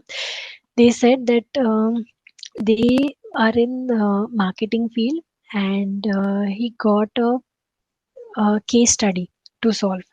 And after reading the case study, which was 8 pages, he had to make a one-page PPT describing his views of how the study or how this problem that this company in the case study is facing can be solved. So he wanted my help in making the PPT, like what point should be entered and how many pages it should be, etc. So that also happens depending on the job. I didn't know that marketing people also can get case study. Generally, I had seen that with developers that they get some problem to code, or with data scientists that they get some problem to make analysis on. But marketing people nowadays are also getting this case study where you have to make PPT and present that to some C-level executives. So he had to present it to a marketing director of that company who was just below the C-level. It's a small company. So that's how it went for them. So this can also be a first round where they see that if you have the technical skills at all that are required for the job, and after that they move on to the behavioral or meet the team round. That can also happen. Depends, but generally these are the 3 rounds that happen in any kind of interview that you do. One thing happened with my friend in SAP jobs that the technical lead was there in the interview, and he suddenly shared the screen and he said, okay, can you solve this problem for me? And my friend was totally under stress that what is he saying and why suddenly solve this problem for me. So he tried to ask some question. He tried to say that this, I've done all of this but it's still not working. So he purposely planted an error in the code. And my friend, he's a SAP developer, so his job was to understand, okay, there's an error, that's why it's not working, and point out to him that this is the error, this is not working. So your real way would be that to make these changes in the code, and then it will start working. So this is also how sometimes the interview round goes. But it's not very extensive. Maybe for Google, Microsoft, you can have eight rounds of interviews, like for these US companies. But generally for German companies, it's never 8 rounds. It's almost like 3 rounds and simple personality related questions. Then tips to crack behavioral round is always read the job description to understand what skills they want. Like we saw one job description where they had written agile mindset and proactive collaborator. So for them, communication was the key skill. Maybe in some other job, they would say that work under pressure is something we have, or work independently because there are not too many members in the team. So you have to identify what is that they are looking for. Then be confident in your answers, even if it is wrong, or even if you don't know, just be confident in what you're saying. And if you don't know, just say that this is the part where I know, and this is the part where it gets that I'm not an expert, so maybe it can go wrong, and then say your answer. Don't lie about knowing something, because they catch it easily when you lie about something. Sometimes they try to act dumb to ask questions, like it happened with my friend. So don't lie. Then try to relate the skills that you're talking to about a job. So whatever skills they are asking, try to make a story about it, that when did you use it. So if someone asks me that when did you use safe, for example, as a skill, then I can say that in my current job I got this opportunity because I was a scrum master previously to take up this position. It was a new position, and they were looking for some proactive people who would take self initiative in learning safe principles, and I showed that initiative, and that's why I got this safe skill, and that's where I could learn it practically. So it was not open to everyone. So from this they understand that, okay, I really worked on it, I showed self initiative to learn it, and I also have practical experience about this in my current job itself in a big company. So this is how you should always be ready with a story with what you're talking to, so that it's relatable and believable and doesn't sound like ratta answer to them. Tell a story and relate to past experience or situations, and prepare well in advance. I showed you LinkedIn preparation tool where most answers or questions are there. Also, I've given some templates where there are questions and you can answer those questions. Those are the questions that I got asked many times in my interviews as well. So that's what you can use to know the questions and answers. As I said, in LinkedIn tool you can get it. You can just Google, or I have also given answers, or Chat GPT. What to avoid or be careful of: don't be too negative about previous employer. Always be respectful about whomever you're talking, and talk about the positive steps you took. Even if it was a very negative situation, talk about what positive steps you took. So maybe the company was too negative, the environment was too toxic, but what you did to come out of that and to make your life better. Don't be too vague or general. Talk about specific skills and experiences, and don't be too boastful that this was the project and I did this, I did this, I did this. You can also say that this was the part where there was team collaboration involved. Some person gave the idea and I was the one who implemented it. That can be a way to talk, but don't say everything. Like whatever question they ask, each answer is I did this, I did this, I did this. Don't do that. It's very easy to track that what you did and what you not did. And don't exaggerate or lie about something. Maybe they are playing bluff with you. And don't disclose any confidential data about previous employers when talking about project. If you can't say something, then you can say that this is what we did. We implemented an XYZ tool, but I cannot tell you because that's a confidential tool about our IT security project. So you can say that way. And don't give one word answers, give one line answers and structure them well. Give nice thought. You can tell them that, can I take 1 minute to think about this answer and think about it and then tell. They are generally open with time and everything. When you show that you're polite and well mannered, they like it. So be that. Then interview preparation tips, like I showed, this is the interview preparation tip. Then there's also this job seeker guidance where it connects you to YouTube, and this questions that you see here is someone talking on a YouTube video and telling the answer to you. So it's basically the same, just text format and video format. Then this is one tool, Grow with Google. So this tool helps you do interview warm-ups for free. They have questions and answers where you can prepare for free. Then Career Guru 99. This is one's website. It's unbelievable. There are every position that you want is there, and you can prepare your interview on this website. It's a very, very good website. And Chat GPT, like I explained earlier, you can just tell them what questions you have, act as a XYZ project management expert. Tell your question and how should I reply to this in 2 lines, and ChatGPT will give you 2-line answer. If you ask it how should I explain to it in a story, can you tell me a story, then it will give you a story also, and you can twist that story to match your situation. And I keep giving such websites on my Instagram also, so you can follow me there to get updates. Visa types and processes.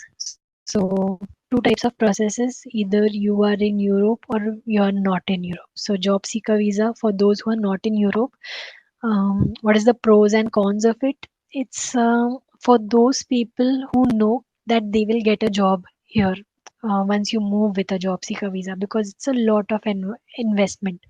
You have to invest your flight, your stay and everything. So if you have applied to Europe before and you're seeing that you're getting interviews, and these interviews are like only getting rejected because you are not in Europe, only then it's okay to take a job seeker visa and move to Europe. If you see that you're not getting any interview calls in the past 6 months, you have not even got anywhere your CV shortlisted, then maybe there's some problem in the profile. So work on the profile, start getting calls, and when you see that yes, it's working now, then maybe is a good time to get a job seeker visa. Otherwise, don't waste your time and money on this. There's insane amount of waiting for job seeker visa right now in India. Like 2-3 months at least is the wait minimum.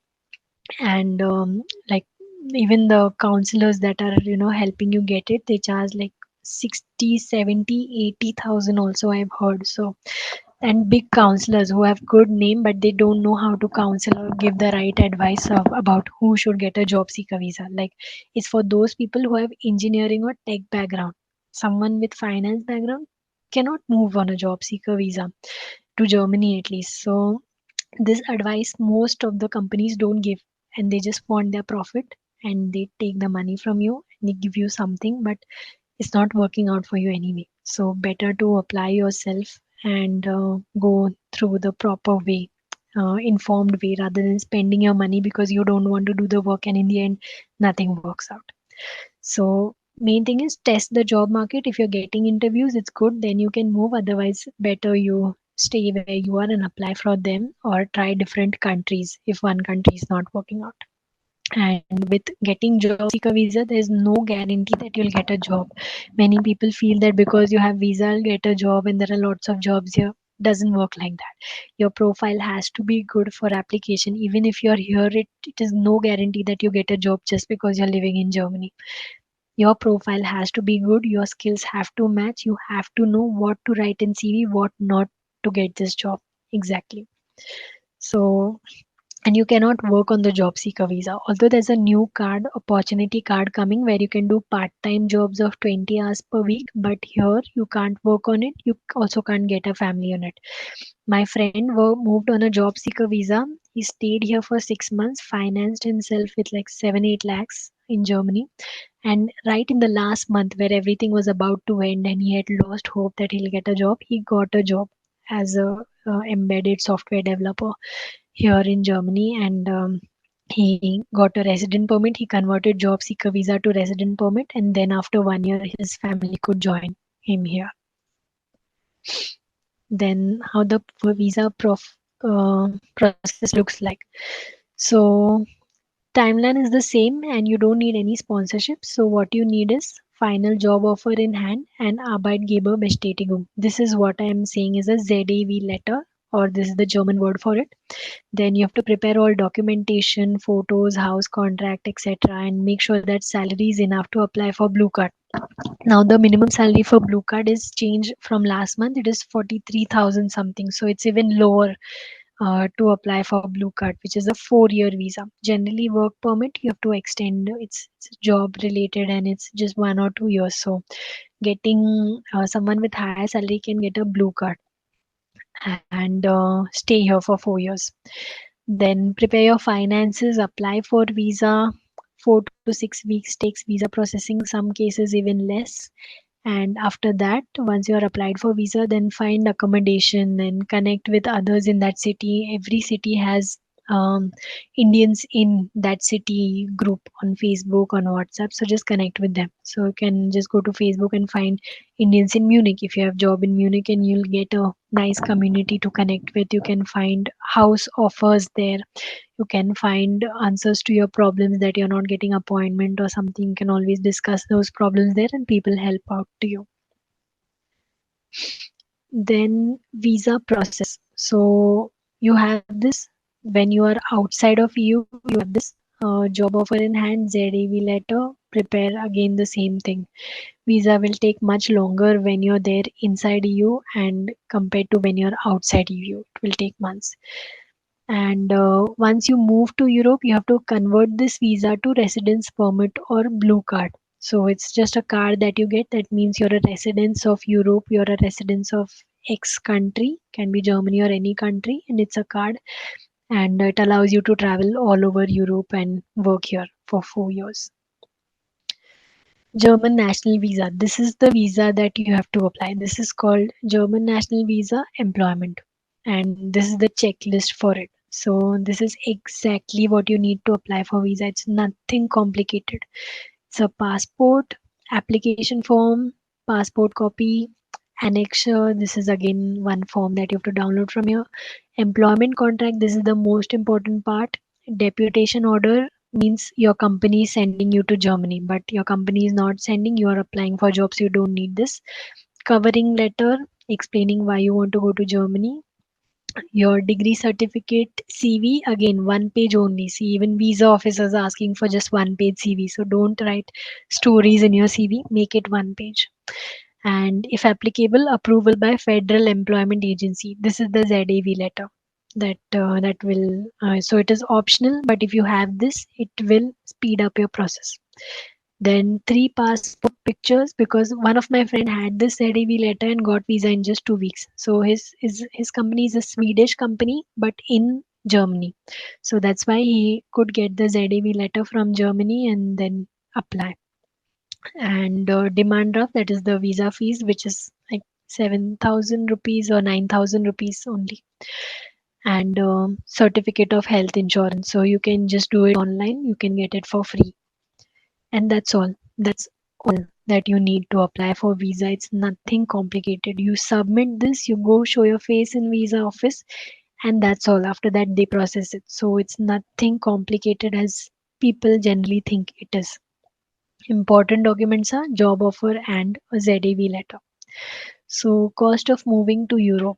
Uh, this is when you come on a job seeker visa, how, or in general when you move to Europe, how it will look like. So your visa cost, which is 75 euros, I've used 86 Indian rupees. Right now it's 90. So just consider it as 8,000 rupees. Degree attestation. If your degree is not recognized, then you have to pay this cost. But generally, most degrees are recognized. You can see this on Anabin website. Just Google Anabin and you'll see that your degree is recognized in Germany. Most major universities of India is always recognized, like IT, Mumbai University, Pune University, Chennai, Gujarat, whatever. These universities are always recognized. Travel insurance cost is 50 euros. Cost of traveling to airport, any extra luggage if you have to carry some cash with you. And this is the living cost. So your first month apartment rent can be 1,000 euros. It's almost 1 lakh. Then your apartment deposit, which is 3 times the rent, so 3 lakh rupees. Cost of travel from airport to your apartment, eating out charges, your SIM card, which is 1,000 rupees again. Monthly grocery, it was 200 2 years back, but now all prices have doubled. So now 400 euros you can consider as 1 month's grocery, and your second month rent should be ready because it has to be paid earlier. So that's how your cost will look. So total cost comes up to 8 lakhs. As of now, 8 or 9 lakhs if you move on a job seeker visa, for example. This can be less or more depending on when you move, how you move, how much of your visa is, how much of your relocation cost is sponsored, and how much is not, and how much is your rent. So many things depend on it. Then cost of living in Germany, like I explained, you have your rent, your extra things, electricity repair, transport and car cost, grocery cost, which is 400 euros right now. Leisure means your gym or travel something, and it's almost 1,400 to 2,200 for one or two person. So one person almost 1,500 you can consider euros, and two people to up to 2,500 it will get covered easily. So see that the salary that you're offered, it has after tax at least 3,000 euros. So 2,500 gets spent on you and your partner's expenses, and 500 is your saving in this. Then salary in hand, how to calculate this? There is a Brutto Netto Rechner website. So you just have to Google this and you'll be taken to this website where you have to enter what salary they have given you, and it will calculate and show you exactly how much comes in your hand. I've taken 60,000 average salary because that's what gets offered mostly to people with 3 to 5 years of experience. And when you enter that salary, you'll see that almost 12,000 euros is taxes, and in hand you're getting this thing. So taxes is 11,000 euros, and this is the all the insurance that I explained earlier. So your care insurance, health insurance, all those things, that is 12,000 euros. So in hand you get 36,000 euros even if your salary is this. So 60 lakhs means around 60,000 euros means around 50 lakhs, and 36,000 euros is your in hand. So that means around 30 lakhs maybe. So that's the difference of what is seen on the paycheck and what you actually get in hand. So calculate this whenever you get a job offer and when they get salary, because most people get offered, people with 7 to 8 years of experience get offered salary of 65 and 70, which is less, especially for big cities like Hamburg and Munich and Frankfurt. They are so expensive, it's difficult to sustain with that salary. So you have to make a negotiation with them and see that at least they improve 5 to 10,000 in that offer. And if your wife is not working, wife or partner is not working, or if you have children, then this gets reduced even more. So you get more money in hand because your partner is not working and because you have children. So this is for single people only. They get less salary in hand. So marry and come here to get more salary in hand. Yeah, here as it is said. So tax class 1 is for single people, which has most taxes, and then for others it is much less. This is how the tax progression is. So someone who is earning 62,000 and above, which is what generally tech people or IT people get offered, uh, their tax will always be 42% or up to 45%, and so half of your salary will be gone in taxes and half of it is what you get in hand. But be sure that you don't have any education expenses, because education here is free. You don't have any healthcare expenses because that is also free here. So those costs you have saved. Then pension also, you get the money that you paid for pension insurance back, so you have that also here. So don't have to save so much as you would save in India, because India hospitalization and all costs are insane right now. Like kg fees is 2 lakhs is really something which makes me crazy. Then example calculation of wage tax in Germany. So depending on what salary you get offered, this is the tax you'll pay and this is what you get in hand. So, suppose someone with 10 years of experience got 75,000. This is the most common offer that I hear, 70 to 75,000 for engineers.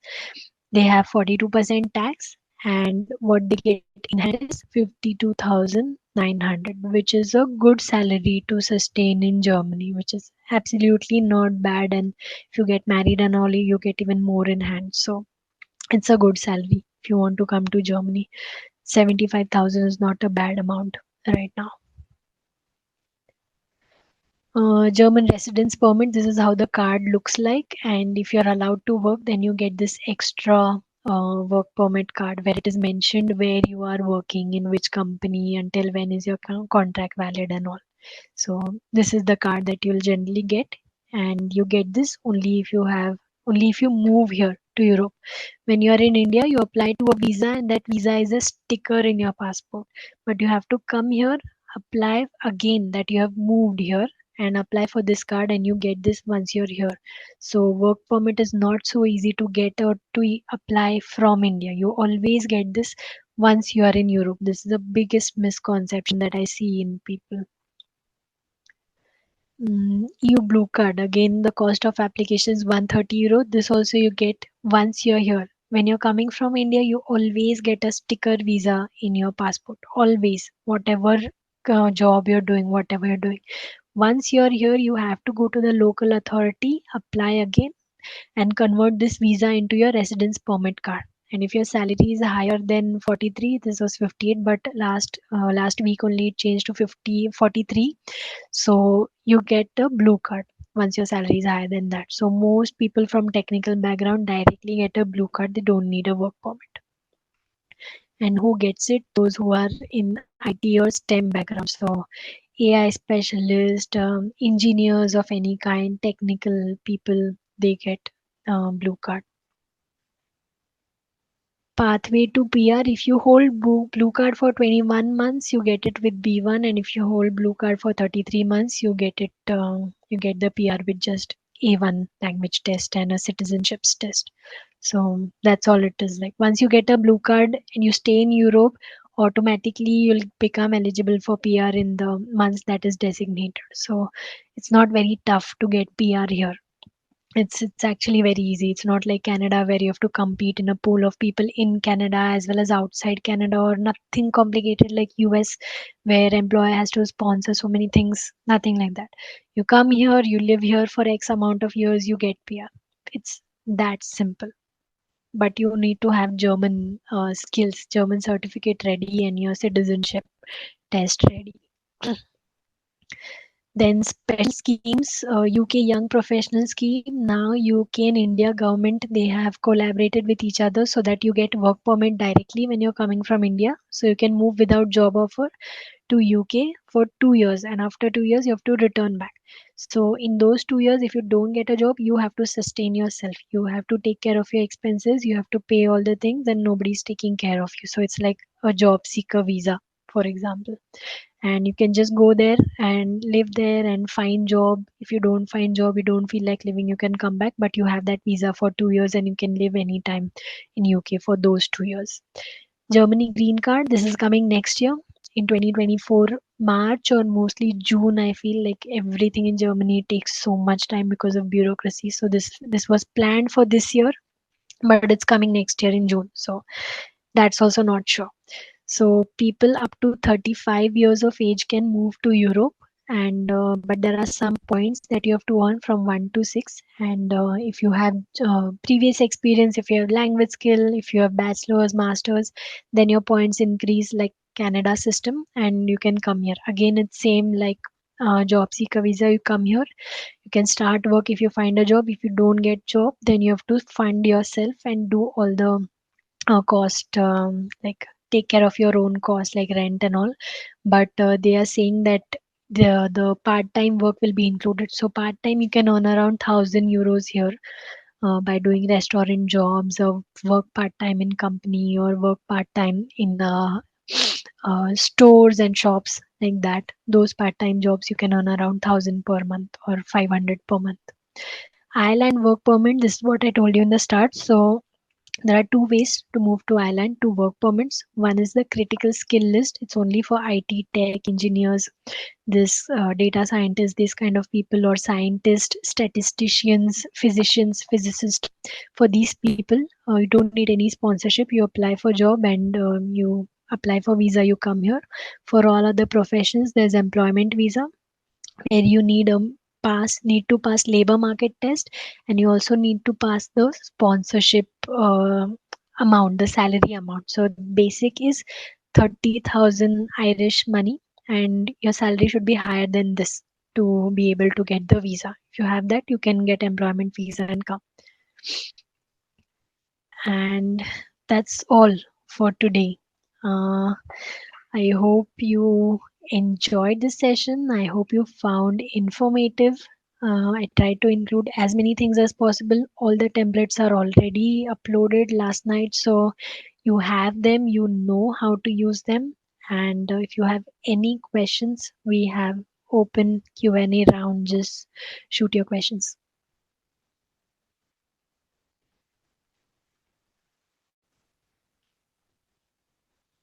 No Hi, questions. Priyanka. Yes.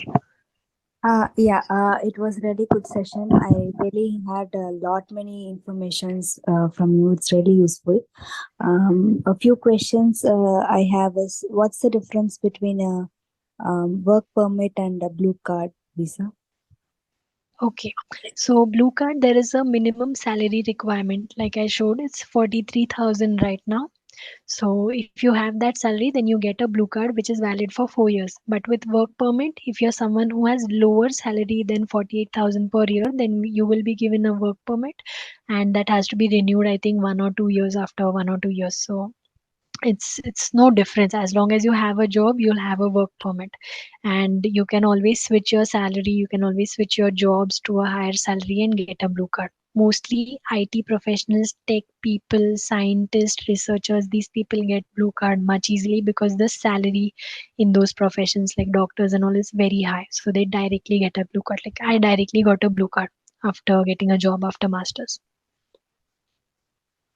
Okay. Another thing, like in India, we are having some package, right? So how do we know that whatever the job that is getting offered in abroad that satisfies the minimum requirement, Mm. that whatever we are living in India, that we are getting at least somewhat higher than in Germany? Yeah. Now, can you see my screen? Yeah. Yeah. So this is a PPP calculator where you have to go, and it shows what is the purchasing power parity. So means this is your source country, the country where you're living in. I had already made a detailed YouTube video on this. Maybe I'll post a reel again.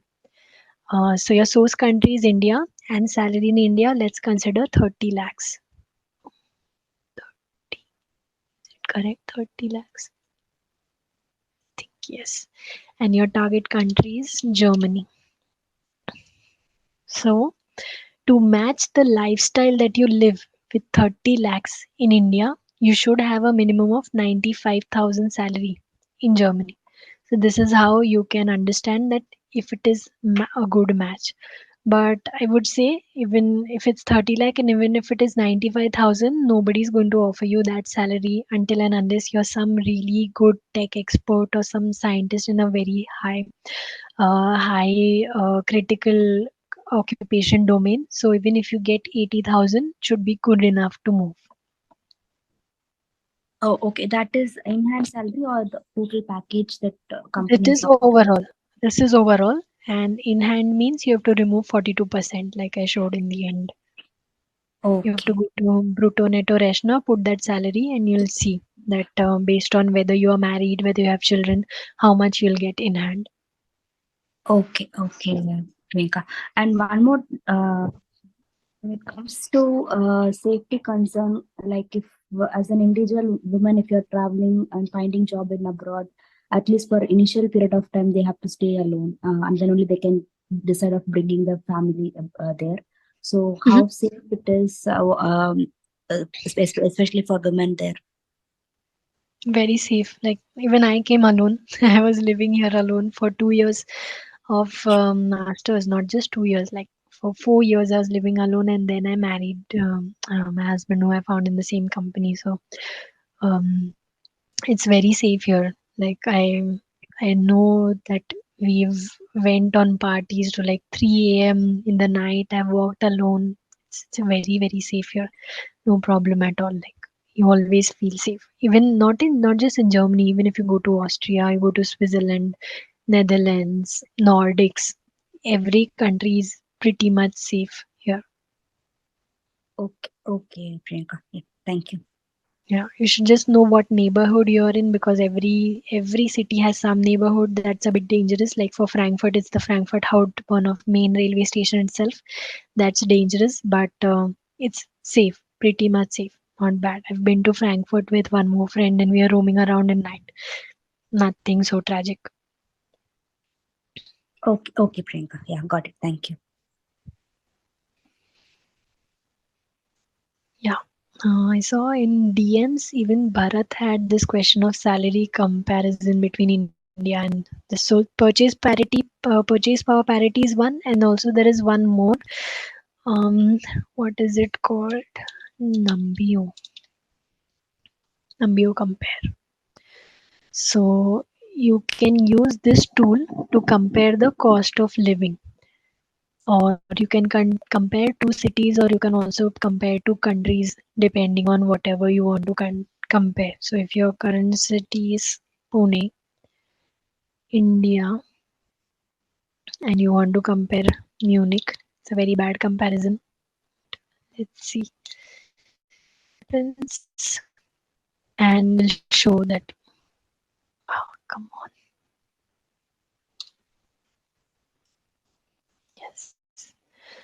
So you go to Numbeo site for that, and it will show this.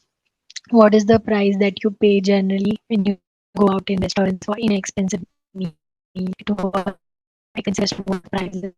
And it's almost true. Like experience restaurant 72 is the average. I was in an Indian restaurant. We had 4 course meal, and the bill that we got was 95 euros. So it is pretty much really good for 3 course.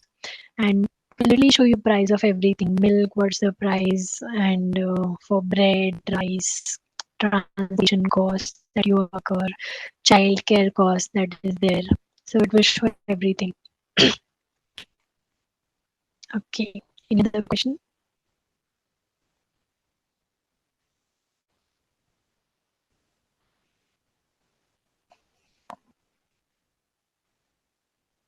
No other questions? All done? So Priyanka, once we get an job offer letter from the interviewer, the next step is to apply for visa, right? Or if they are doing it from Yes. their end, what is the next If they're step? doing it from their end, then you don't have to do anything. You just have to give maybe a copy of your passports and all the documents that they ask you to submit, and they will do it everything, and they'll give you the visa whenever it comes. And they will tell you when you have to go for appointment in the visa office. So that also they will do. So you just have to go there with all the documents and submit it, and you'll get the visa. So if they do it, you don't have to pay anything. Okay, Priyanka. Regarding the health insurance, Hmm? is it already included? But you are talking about some premium, right? How does that work? Included in where? Part of the salary deduction. Yes, so generally, how the health insurance is calculated is you pay some part of it and company pays some part. So it's generally 50-50%. And if the premium is like 1,000 euros, then you'll pay 500, your company will pay 500, and it depends on what is your salary level to see how much part you pay and how much health insurance you pay. It's related to salary.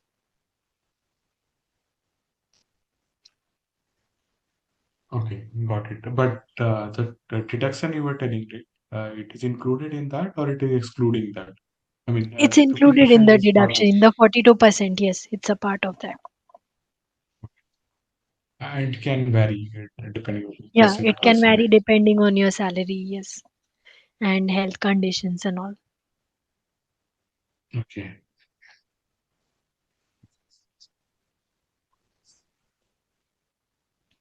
Okay, any other questions?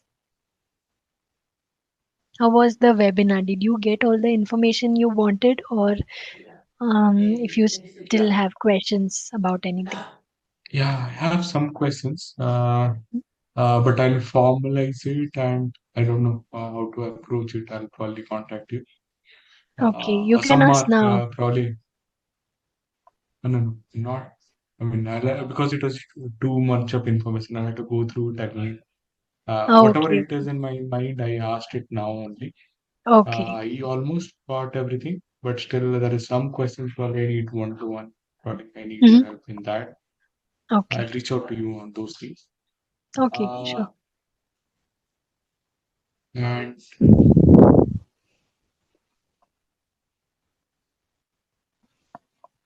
the only thing that it was more about Germany. I wanted few more information about Nordics, like Finland or Sweden. Nordics is the same. Yeah. Like you just have the same process. Whether you want to find a job in Germany or Sweden, you go to LinkedIn, you apply for job. It's the same. You apply for the same visa because it's Schengen employment visa. So whatever visa it is, Okay. you'll have to go to what is the site called, VPS or WPS site it's called. Yeah, So yeah. you BFS, have BFS BFS, Pro. exactly, yeah. You have to Yeah, go yeah. to that site and you have to apply there because in the end it's Schengen visa. So whatever visa you get, you are able to travel with that visa to any country in Europe. So process is the same in all countries. Same thing, same level of taxes. Maybe in Nordics it's a bit higher tax compared to Germany, but the process is exactly the same. There's nothing different. Okay, it is higher tax. It's already 42% tax. Yeah, but in Nordics it's high. I think it's 50%. It's even more. So Mm. there it's like they care more about you. If you have child and all, they send baby box at your home. They send someone who will take care of you, some midwife or something. And they have much more holidays, I think. And what is, they have Yeah. some ice related, environment related taxes also because there's so much snow going on there. So environment is a bit different. So that's some small differences, but tax in general is higher in Nordics, and all other countries it's same. Like there's no difference at all whether you apply to Germany or other countries. Same process. You need a job offer, and then you need to apply for Yeah, Schengen that employment part I visa. got. Yeah. That part I got because the last time when I was applying, this was in Ireland, Ericsson Ireland. Mm. Yeah, I didn't work out for various reasons. But one thing I realized, my CV was mostly Indian and American. Okay. I don't have a CV of. I don't know how it got selected. I think Randstad in Sweden and Keyword, Ireland and Ericsson. keywords. There were two things. Sorry. Keywords is the thing. If you have good keywords in your CV, it gets through. And you also said that you have Yeah. such good experience of so many years. So definitely, if you give a good competition to other people with 5, 6 years of experience who are applying, so it's sure that your CV gets shortlisted faster. And when I apply, I'll apply as an architect, right? Not. It is not like that they'll expect me to be a senior software Yeah, engineer or something. yeah.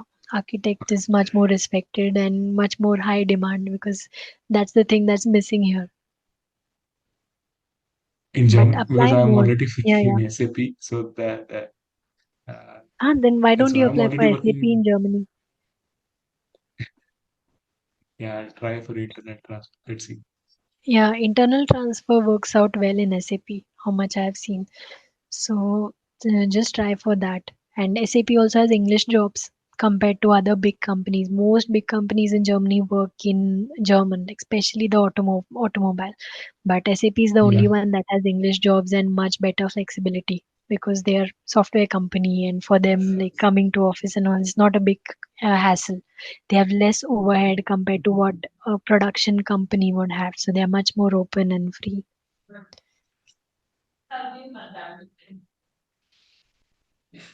Okay. Next, Isha. Um, I just wanted to say thanks for all the information. And one small question, in case like one of us, or I would talk about myself, is interested in getting your feedback on the resume we made based on your templates, would you be open to giving some feedback on it? Like, I know you probably are bombarded with like message requests and DMs and everything. So realistically, would you be open to giving some feedback on a CV if we share it with I you? generally have one-to-one collabs, one-to-one Okay. calls for this. So you Okay. can book any time and we can discuss in detail about Perfect. the CV. How, Thanks. sorry, even just sorry for a minute. How do we book one-to-one? If any specific thing I want Yes, to ask you. I'll post in chat.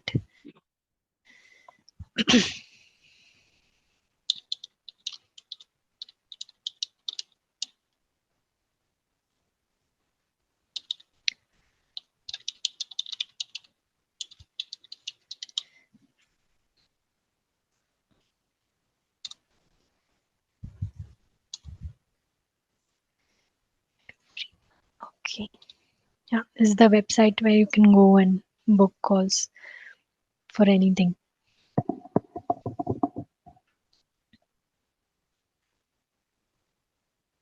Priyanka, one last question. Hmm? So one of my friend actually works for a company in Australia, but he's doing remote, which means he's doing it from India. Hmm.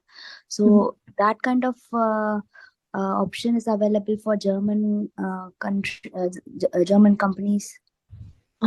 Very less, very less that kind of option because here tax laws are totally out of the world and totally different. So those options are less, but there are many websites which you can check out.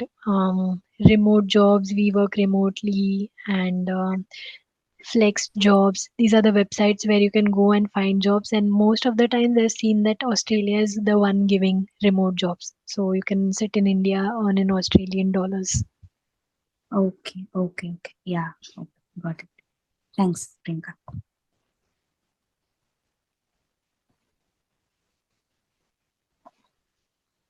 Okay. Any other questions? Hi, Priyanka, Roshni here. Hi, Roshni. First of all, thank you so much for this extensive information. That was very useful, I should say. Welcome. And regarding my question, actually, it's about the job opportunities. To know about the job opportunities of for the positions. as I said, like for software testers and for Mhm. PLSQL developers Mhm. in Germany and generally in Europe countries. Mhm. So, did you try searching for it before, or you have no idea at all? No idea. No idea. Okay, you can search on LinkedIn. I stopped sharing for some reason. Okay, here.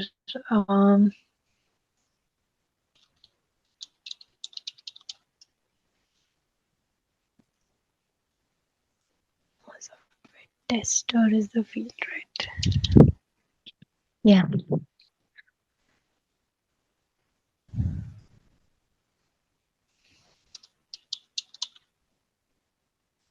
Yeah. So for software tester, when you type this, I think there'll be a lot of other positions also shown, like quality tester, Q&A, Mm-hmm. senior software. So you have to search with different keywords always on LinkedIn, because that's how you'll be open to more positions, and you'll see much more companies also that way, because some company, maybe this company is always using tester, but Google is using something else, Q&A expert, Q&A analyst, something like that. So search for Mm-hmm. various positions and simply see if your skills are matching. So here they have given 10 skills, and how many of them are matching for me? Two are matching, because I'm not a software tester. So for me, maybe you, 8 skills will match. And if they are not matching, then first thing that you have to do is add the skills to your LinkedIn profile and see that they match, because that is the way algorithm will know that your profile matches the job, and it will show you more of these jobs. And even if HR is looking, your profile will come up if your skills are matching for the job. So add as many skills as you can, and once all the skills match, then simply apply on this. So when you go here, you will be taken to the company portal. Then you'll have to make your profile there, upload your CV. If they ask for cover letter, then give a cover letter, and that's how you have to go about. So there's just one field. Change this keyword here and keep finding for different companies. And if you don't know German, then always check this. They will always write this means fluent German and good English knowledge. So always see that this fluent German, if is there, then just keep it, because they work just in German language. But apply for more jobs which are asking for English language. No harm. And when is it that you can apply? When they say fluent German and good English, but everything is matching and just German is the problem, then Mm-hmm. you can still apply for the job, because maybe they're not finding anybody with that specific skill. Maybe they want to have someone who really has experience in testing the bus system and car sensor. Maybe you have expertise in bus system and car center and they're not finding anybody, then you can apply for this, and you can book on this point in your cover letter in your CV that you have expertise in this point that they want. Just German is the problem, and that is the case when they still hire, because one of my friend got hired from India in Germany, in from India in Audi. Though my company is completely German, but his skills were the skills that were required, and they couldn't find anybody here, and they hired him from India because he was expert in India in that field in a government organization. So his profile was extremely strong. So even if he doesn't speak a word of German, the whole meeting room speaks English for him because his skills are so strong. Mm-hmm. Understood. Thank you, Priyanka. Okay. Any other questions? That's all from my end. Thank you. Okay, good. Then once I think we had already done with all the questions and everything, I'm really happy that you all could join. This is a live recorded webinar, so recording will be available. Most people had this problem that they felt that it won't be available later, but I told them that it's available, so you can come back maybe next week, next month, and check out the recording, and you'll have it in this portal itself. So check that. If you have any doubts, rewatch it, check the templates. If you are getting any offers and you have problems in negotiation, you don't know how to negotiate salary, what is the industry average and all, you can always book a call with me and we'll talk. But I'll show you one website that you can use. It is called Kununu. This is the website where you can check what is the average that is being paid for your by that company in your field. So for example, we saw this Capgemini. So let's check what Capgemini is paying.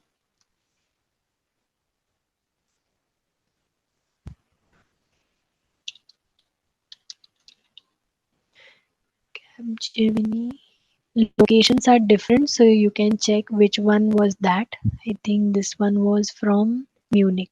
So Capgemini Munich, we have to go and we have to check this. Where can I change this to English?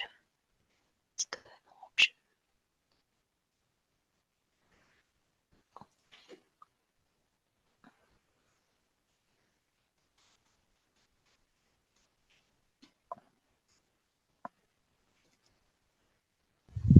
Okay, it's changed to English. So you have to check this salaries. I think it's because of this Google Translate extension. You have to go to salaries and check your test engineer. Yours was quality manager, test engineer, almost similar salaries. So click on this and you'll see that they offer in this range 41,000 to 79,000. So, and the average is 52.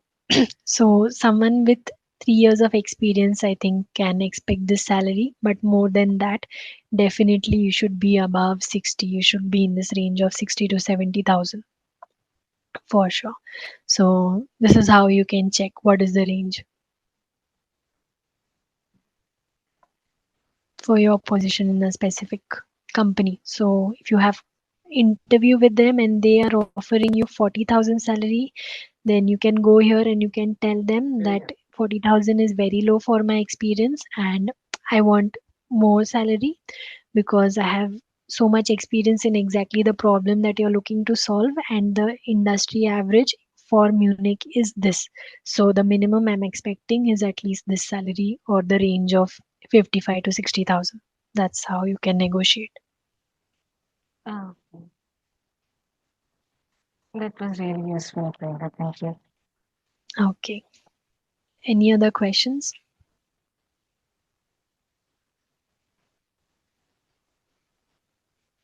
No, then I think we can end the webinar here. And I hope it was informative to you. I wish you all the best with your job search journey.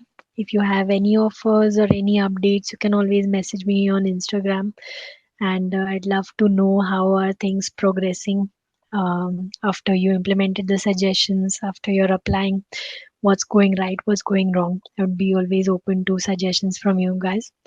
And all the best. See you soon and follow me on Instagram and YouTube because I keep making videos relevant to this job search topic. And see you soon.